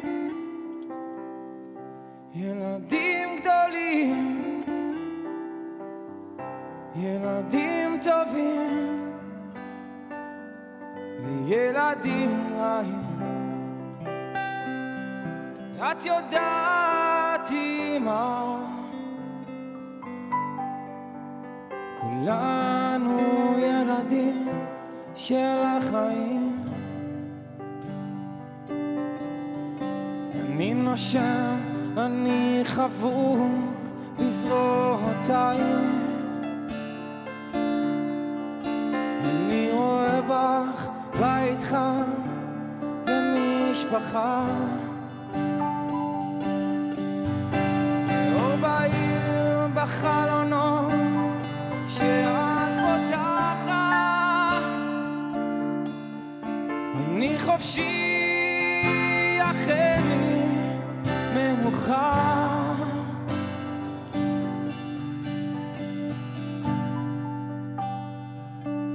ילדים קטנים, ילדים גדולים, ילדים טובים, ילדים רעים. את יודעת אמא,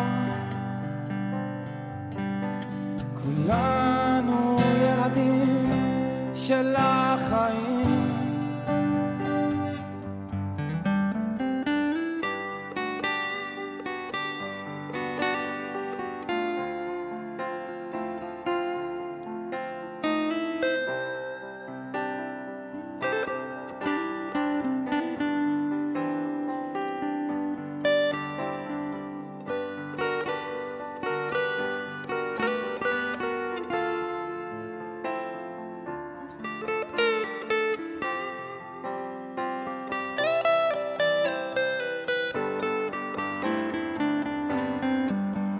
הרופא כבר מדבר על סוף הדרך,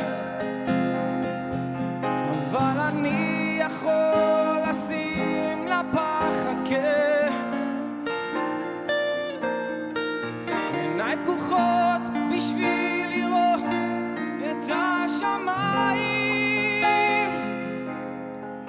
בשביל לראות כחול של ים, ירוק של לב.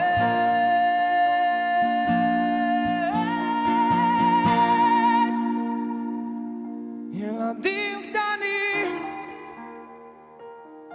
ילדים גדלים, ילדים טובים וילדים רעים. את יודעת אמא, כולנו ילדים של החיים. כולנו ילדים של החיים.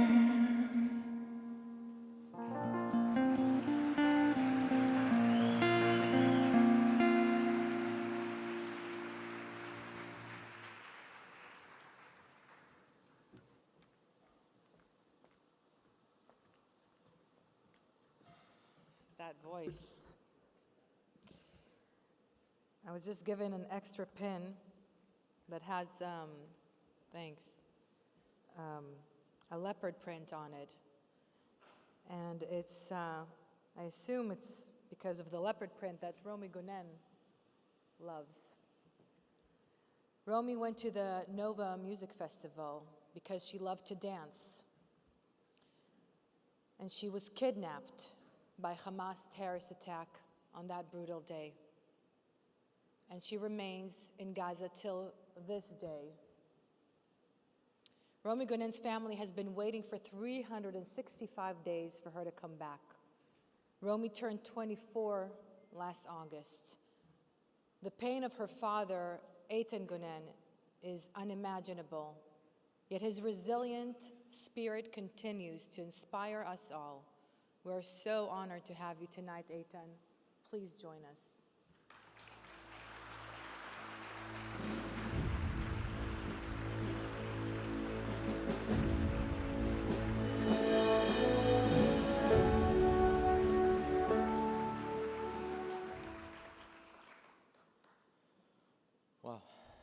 dear distinguished guests and friends, there will be no victory of the light, there will be no victory of the light over the darkness until we stand for the simple truth that instead of fighting the darkness, we must increase the light.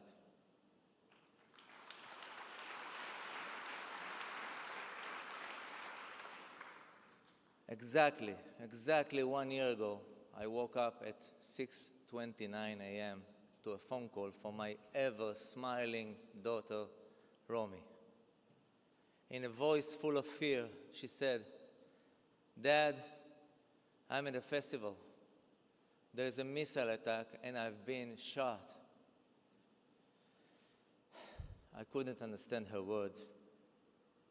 Why would there be missiles and shooting at a music festival?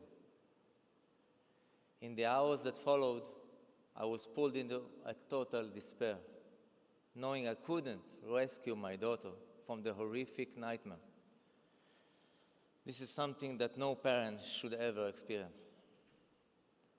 The moment I realized the full gravity of what was happening, that my child was shot, badly injured, and brutally taken away by Hamas terrorists, is a moment I relive every single day. Every hour, more than 8,800 hours. And every minute, more than 500,000 minutes. And every second of this past year, and we count every second. But Romy is a fighter. She's been fighting for her life, for herself, and for the other hostages. And we, her family, have been fighting for her. That's why I'm here tonight, because no parent should have to experience the nightmare we, the hostage families, are going through.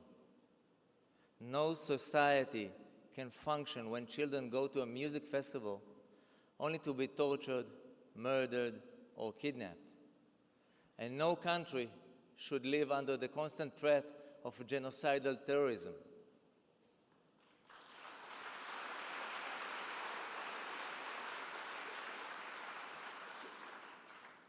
My name is Eitan Gonen. I have 5 children, and Romy is the middle one, the sandwich. Together with my amazing wife, Meital, who endlessly supports me and is here with me in this evening, we have 8 kids.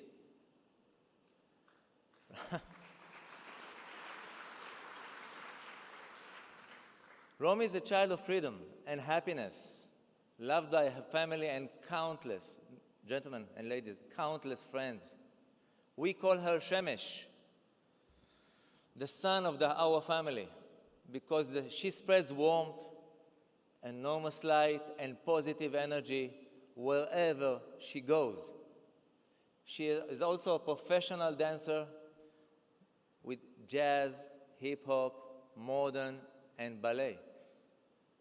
She was so excited to attend the Nova Music Festival to dance with her friends all night. But now, her beloved dance shoes sit untouched, gathering dust in her closet. In the dark tunnels where she is held captive with little oxygen and barely any food, Romy cannot dance. She can barely move. I wake up every morning feeling like I'm suffocating because I know she's struggling to breathe. Basically, I'm living in a nightmare. But Romy is my superhero. She is the bravest person I know. Her strengths give me and our family the courage to keep fighting, to be here tonight and to be her voice in front of you. Hers and the rest of the 100 other hostages still waiting to be rescued, waiting to just come back home. This is a humanitarian story one of every person can and should relate to. Romy could be anyone's daughter. granddaughter, sister, or best friend. Her courage gives us the strength to remain unconditionally optimistic, to believe that with all our hearts that Romy and the others will return home alive.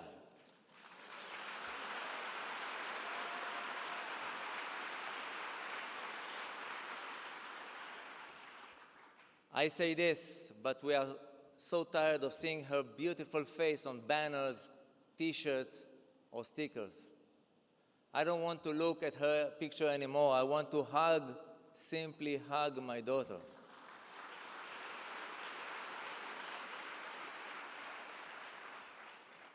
I miss her so much. I want to hold her tight and just to see her dance again. 2 years ago, I turned 54 in October. Yes, October again. And Romy, who loves birthdays, flew all the way back from South America just to surprise me. Last October, well, we all know what happened. This October, 2 weeks from now, on my 56th birthday, I have only one wish. In the end, the responsibility of Romy's return lies in the hands of the decision makers.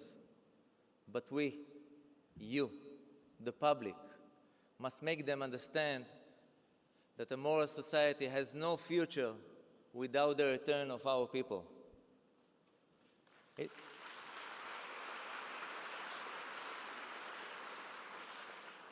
It is necessary for every person to know and understand that a candle burns within him, and his own candle is not like his friend's candle. And there is no one who does not have a candle. And it is necessary for every person to know and understand that he must labor and reveal the light of the candle to many, to light it into a great flame and illuminate the whole world. Our sun, my sun, must rise and shine again over the horizon.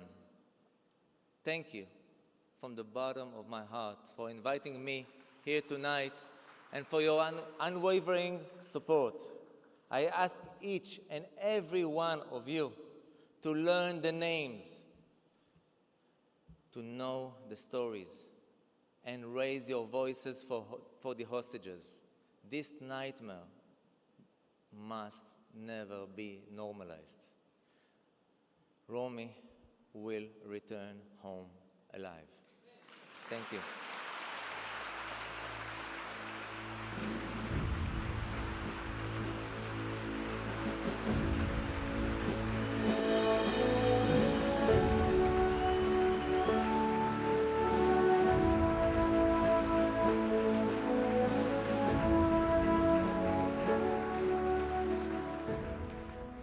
Tonight, the Los Angeles community would like to recognize someone whose unwavering commitment to Israel has been nothing short of extraordinary.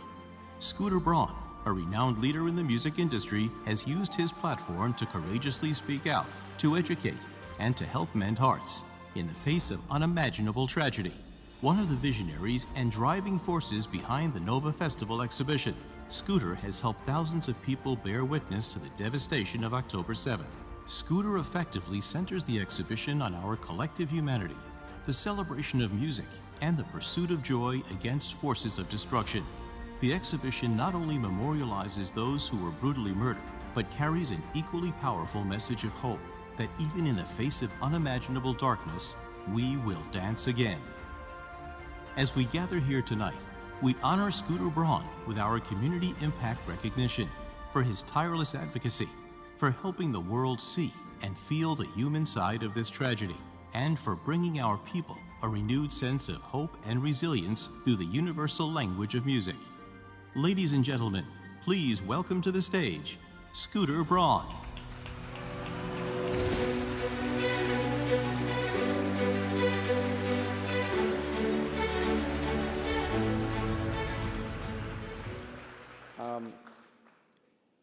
I woke up this morning and I thought about preparing some words for this, and actually called Julie Platt, who invited me to be here, and asked for some advice. And she said, I want you to speak about hope. And I'll be honest, I wasn't feeling hopeful this morning when I woke up. And I didn't know what to write. I didn't know what to say. I woke up frustrated. I woke up in a world where I was feeling like these people who've become a part of my life, these friends, these now family members, that were still unseen, that were still screaming to be heard. I felt like I was still living in a world where even Jews were yelling at each other about how to be a Jew. Who's a Jew, who isn't a Jew? Who's an ally, who isn't an ally? Everyone was still talking about the friends they lost and all of our frustrations. And then I did what usually lifts me up. I went to the Nova exhibit. And now I've come here, and Julie, thank you so much for having me, because this has changed things. Before I tell you the story of how Nova, the exhibition, came about, I just want to say that I met Romy's father 11 months ago. And when we saw each other in the hall, we gave each other a big hug. And I hear his daughter's voice every single day at the exhibit. There's a call between her and her mother. When you go through the attack room, you hear this call where she's calling out to her mother. And I wouldn't feel right unless I said this first. Although it's been a year and we're all coming together, we have a responsibility now more than ever for fathers like that to continue screaming for the hostages until they all come home, and we cannot stop.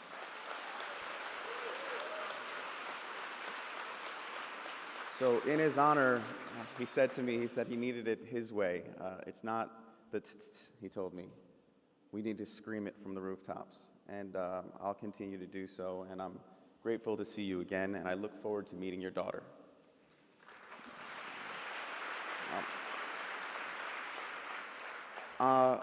My children go to school here in Los Angeles. And on October 7th, I made the mistake of looking at the phone right before I went to bed.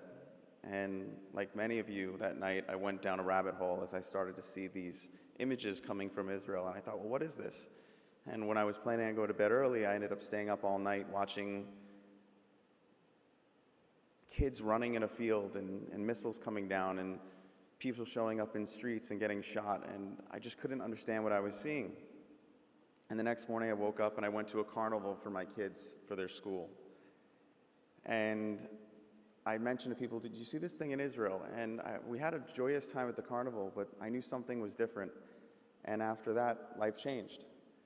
And as I tell this story, I still feel strange because there are real heroes in this room, people who've come up on this stage before me, who live this conflict day in and day out. And I had the privilege of experiencing it from Los Angeles, that my horror was from here. But then the next day I thought, as the grandson of two Holocaust survivors, my grandmother was in Auschwitz and my grandfather was in Dachau, I thought, well, this would be different because it's all right there. People will understand. The terrorists broadcasted it. They put it all on Telegram. They put it all on the internet for everyone to see. No one will question this. And within 24 hours, all the questions began and all the criticism began. And I honestly thought, I'm the wrong Jew. I'm not the right person to speak on this right now. And after a few days, I just couldn't believe that so few were staying silent. So many were staying silent. So few were speaking out. And I started to post on social media. I started to talk to friends. I started to speak out to my own industry. Because this story became very personal, not only as a grandchild of Holocaust survivors and a Jew, but as the manager of Ariana Grande in 2017, when a terrorist attack took place in Manchester. And 22 people were killed at a show that I helped produce. And a suicide bomber waited for mothers and fathers and children and fans to come out into the lobby. And when the most amount of people were out there, he blew himself up.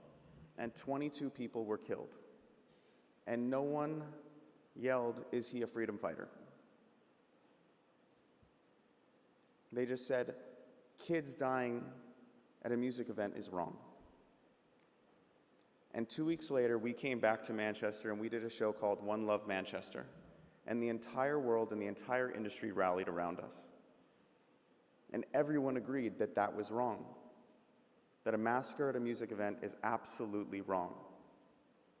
Yet on October 7th, over 400 music lovers and 40 more were taken hostage at the Nova Music Festival. It's the largest music massacre in history, and so many were staying silent. So it was very much hitting home, and I decided I needed to do something. So in December, with my brother Sam, who's here tonight, we teamed up with a friend named JFEDLA and my father, and we got on a plane and we went to Israel. And I thought, with the social media following I still had from 23 years managing some of the biggest artists in the world, maybe I could tell the story, show the humanity of these people. And on the first day we landed, and within 45 minutes we were at Kibbutz Be'eri. And we spent that day going to different kibbutzes, and we saw and smelled things that no human being should ever experience. The blood was still fresh. And on the third day, we went to the Nova field, and then we went to a Nova healing camp. And for those of you who don't understand, this community, this Nova community, came together, and they started providing therapy and songwriting and singing and dancing for these survivors, for their friends. And I saw these 19 to 28-year-old kids singing and dancing and crying together, and it was the first time since arriving in Israel that I became incredibly angry. I thought, why should our show in Manchester get the representation around the world in the anguish and the outcry that it got, and all of these kids, everyone's silent? And one of them said, would you like tomorrow to come with me to the Nova exhibit in Tel Aviv? His name was Tomer. He was 21. And I said, sure, let's go, and we went. And for those who got to go to Israel and see it, it was simply a memorial. It was the grounds recreated at a convention center, and there were no testimonials. There was a lost and found, but it was a place that every Israeli could go and pay their respect. And when I saw it, I realized we could tell this story.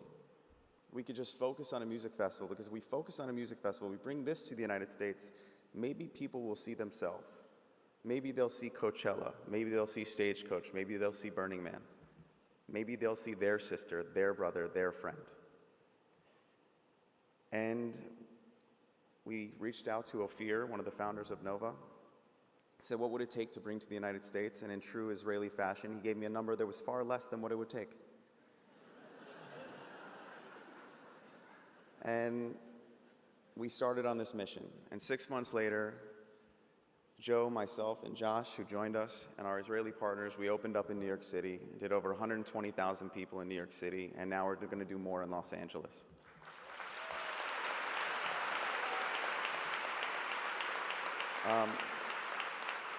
The reason I love that place is because it is not a place just for the Jewish community.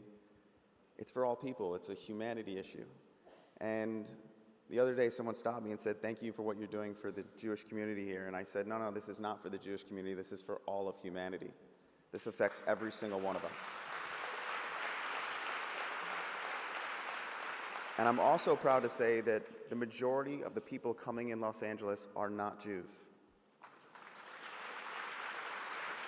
So I want to leave you guys with a few stories. I'll do one, so I'll leave. Julie's looking at me like, hurry up, I got you. I know. When I didn't know what to say today, I asked one of the survivors, and her name's Noah, and she said to me, you know, my mother used to tell me that it takes one word to hate and 100 words to explain love.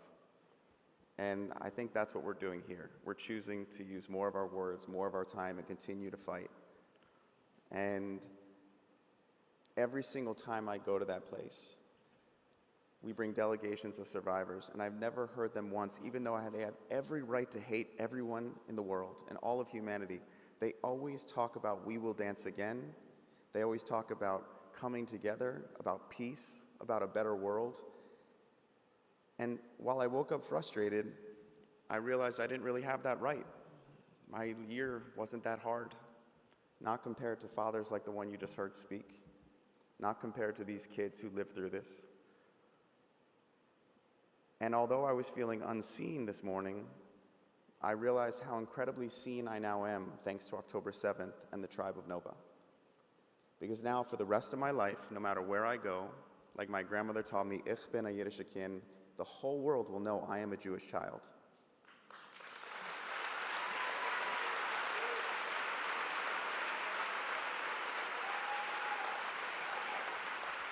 So on behalf of the tribe of Nova, on behalf of all those kids, on behalf of those waiting to come home, please come to the exhibit.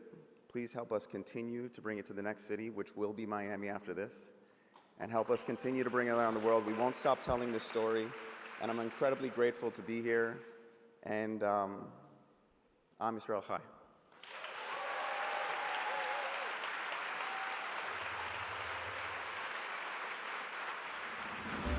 The Israeli people are the strongest people in the world. When we are united, we are invincible. We must not let darkness win. We must raise our voices together as we are tonight, and do it often, and do it proudly, to stand with Israel and our people.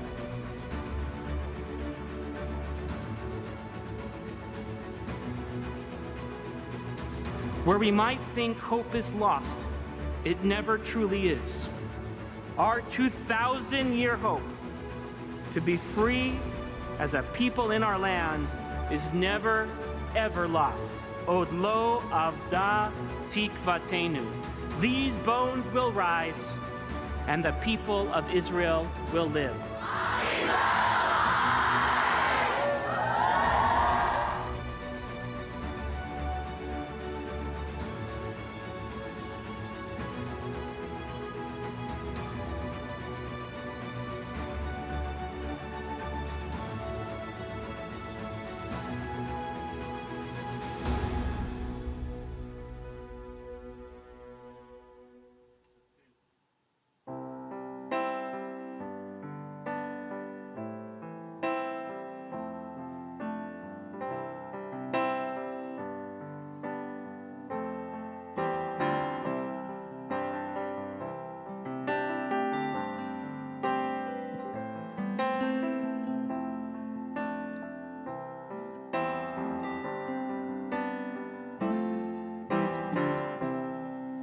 When I find myself in times of trouble, Mother Mary comes to me, speaking words of wisdom, let it be.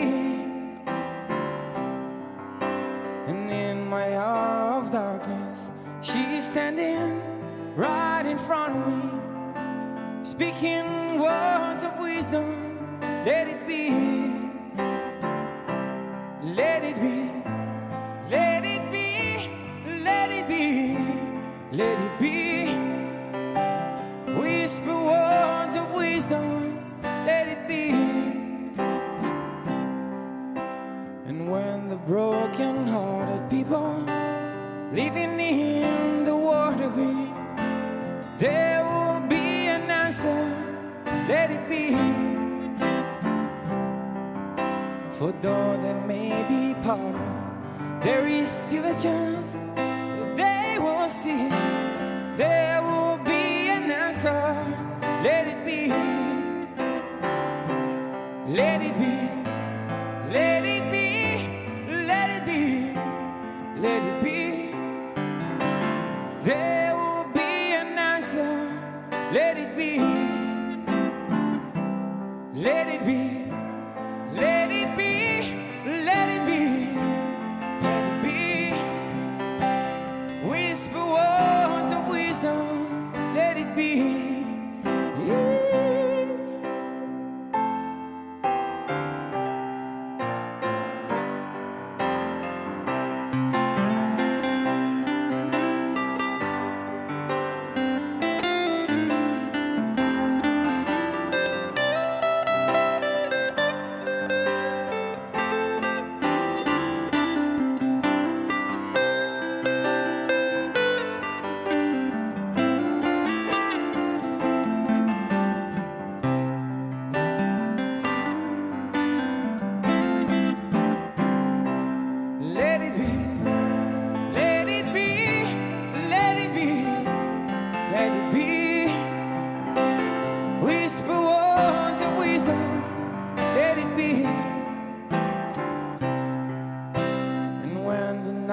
Cloudy, there is still a light that shines on me.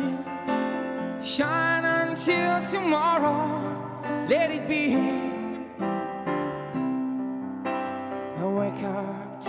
sound of music, Mother Mary comes to me, speaking words of wisdom. Let it be, let it be, let it be, let it be, let it be. Whisper words of wisdom. Let it be, let it be, let it be, let it be, let it be. Whisper words of wisdom. Let it be.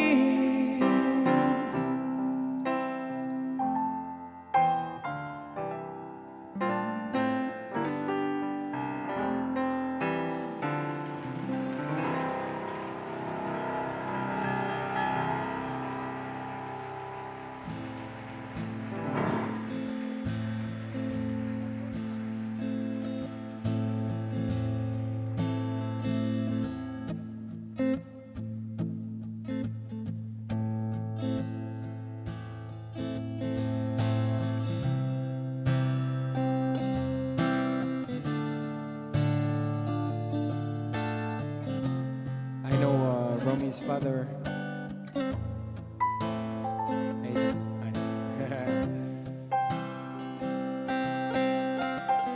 I know him, I think from December. I was in reserve in Hermon Heights. And a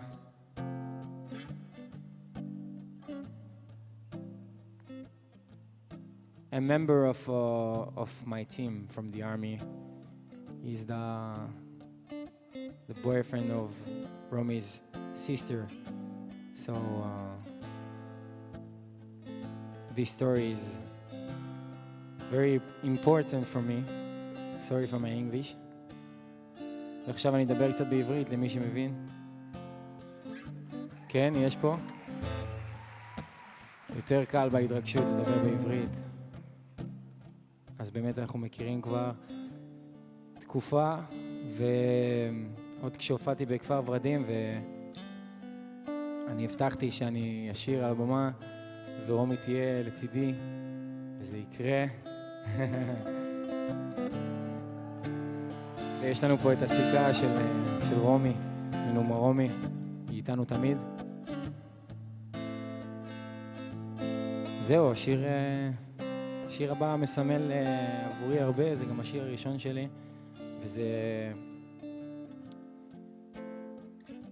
שיר, אמנם שיר מלחמה מלפני 10 שנים, אבל הוא תקף גם להיום. ותודה רבה לכם. Thank you very much.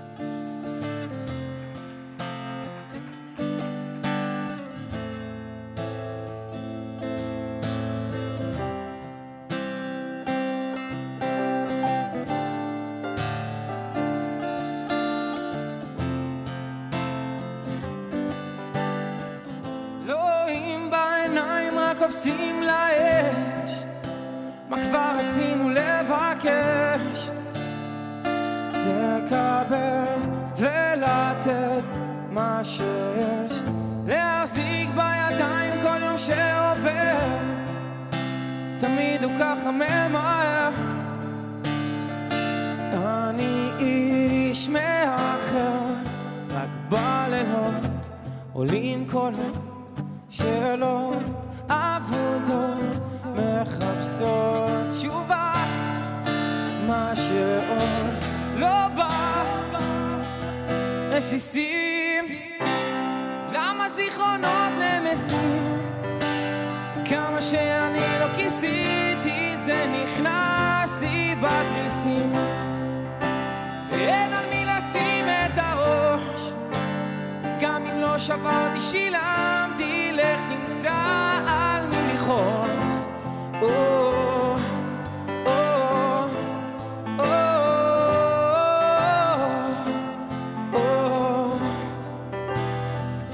אין אוויר בשמיים, איך אפשר לנשום? הכל תקוע במקום, אבל עוד לא הפסק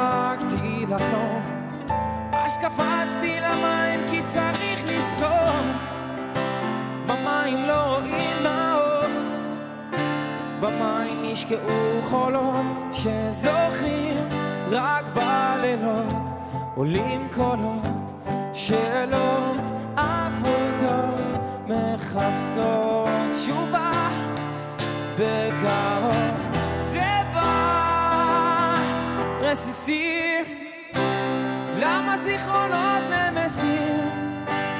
כמה שאני לא כיסיתי, זה נכנס לי בתריסים, ואין על מי לשים את הראש. גם אם לא שברתי שילמתי, לך תמצא על מי לכעוס.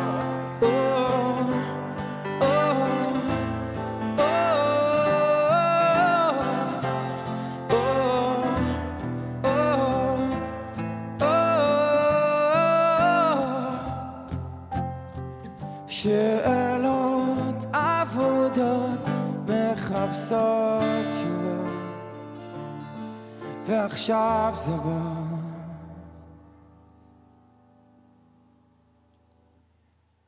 רסיסים, למה זיכרונות נמסים? כמה שאני לא כיסיתי, זה נכנס לי בתריסים, אין על מי לשים את הראש. גם אם לא שברתי שילמתי, לך תמצא על מי לכעוס.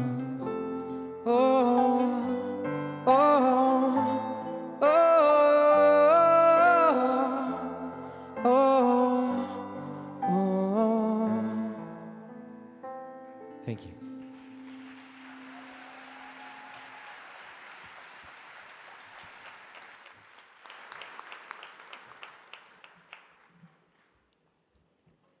This is it. Just wanted to thank you all and ask you to invite Leah Bey Lapidot to sing the Tikva with us.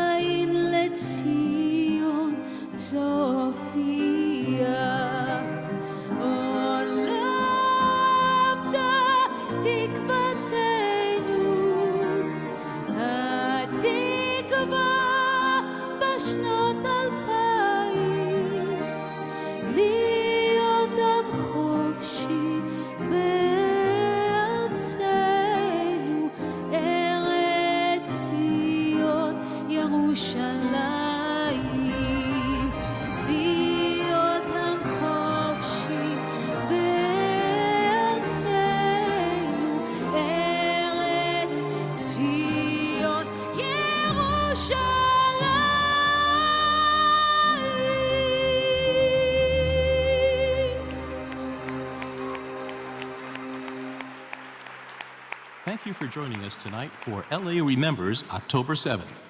Please make your way to the exits. For security reasons, please do not congregate outside the theater entrance.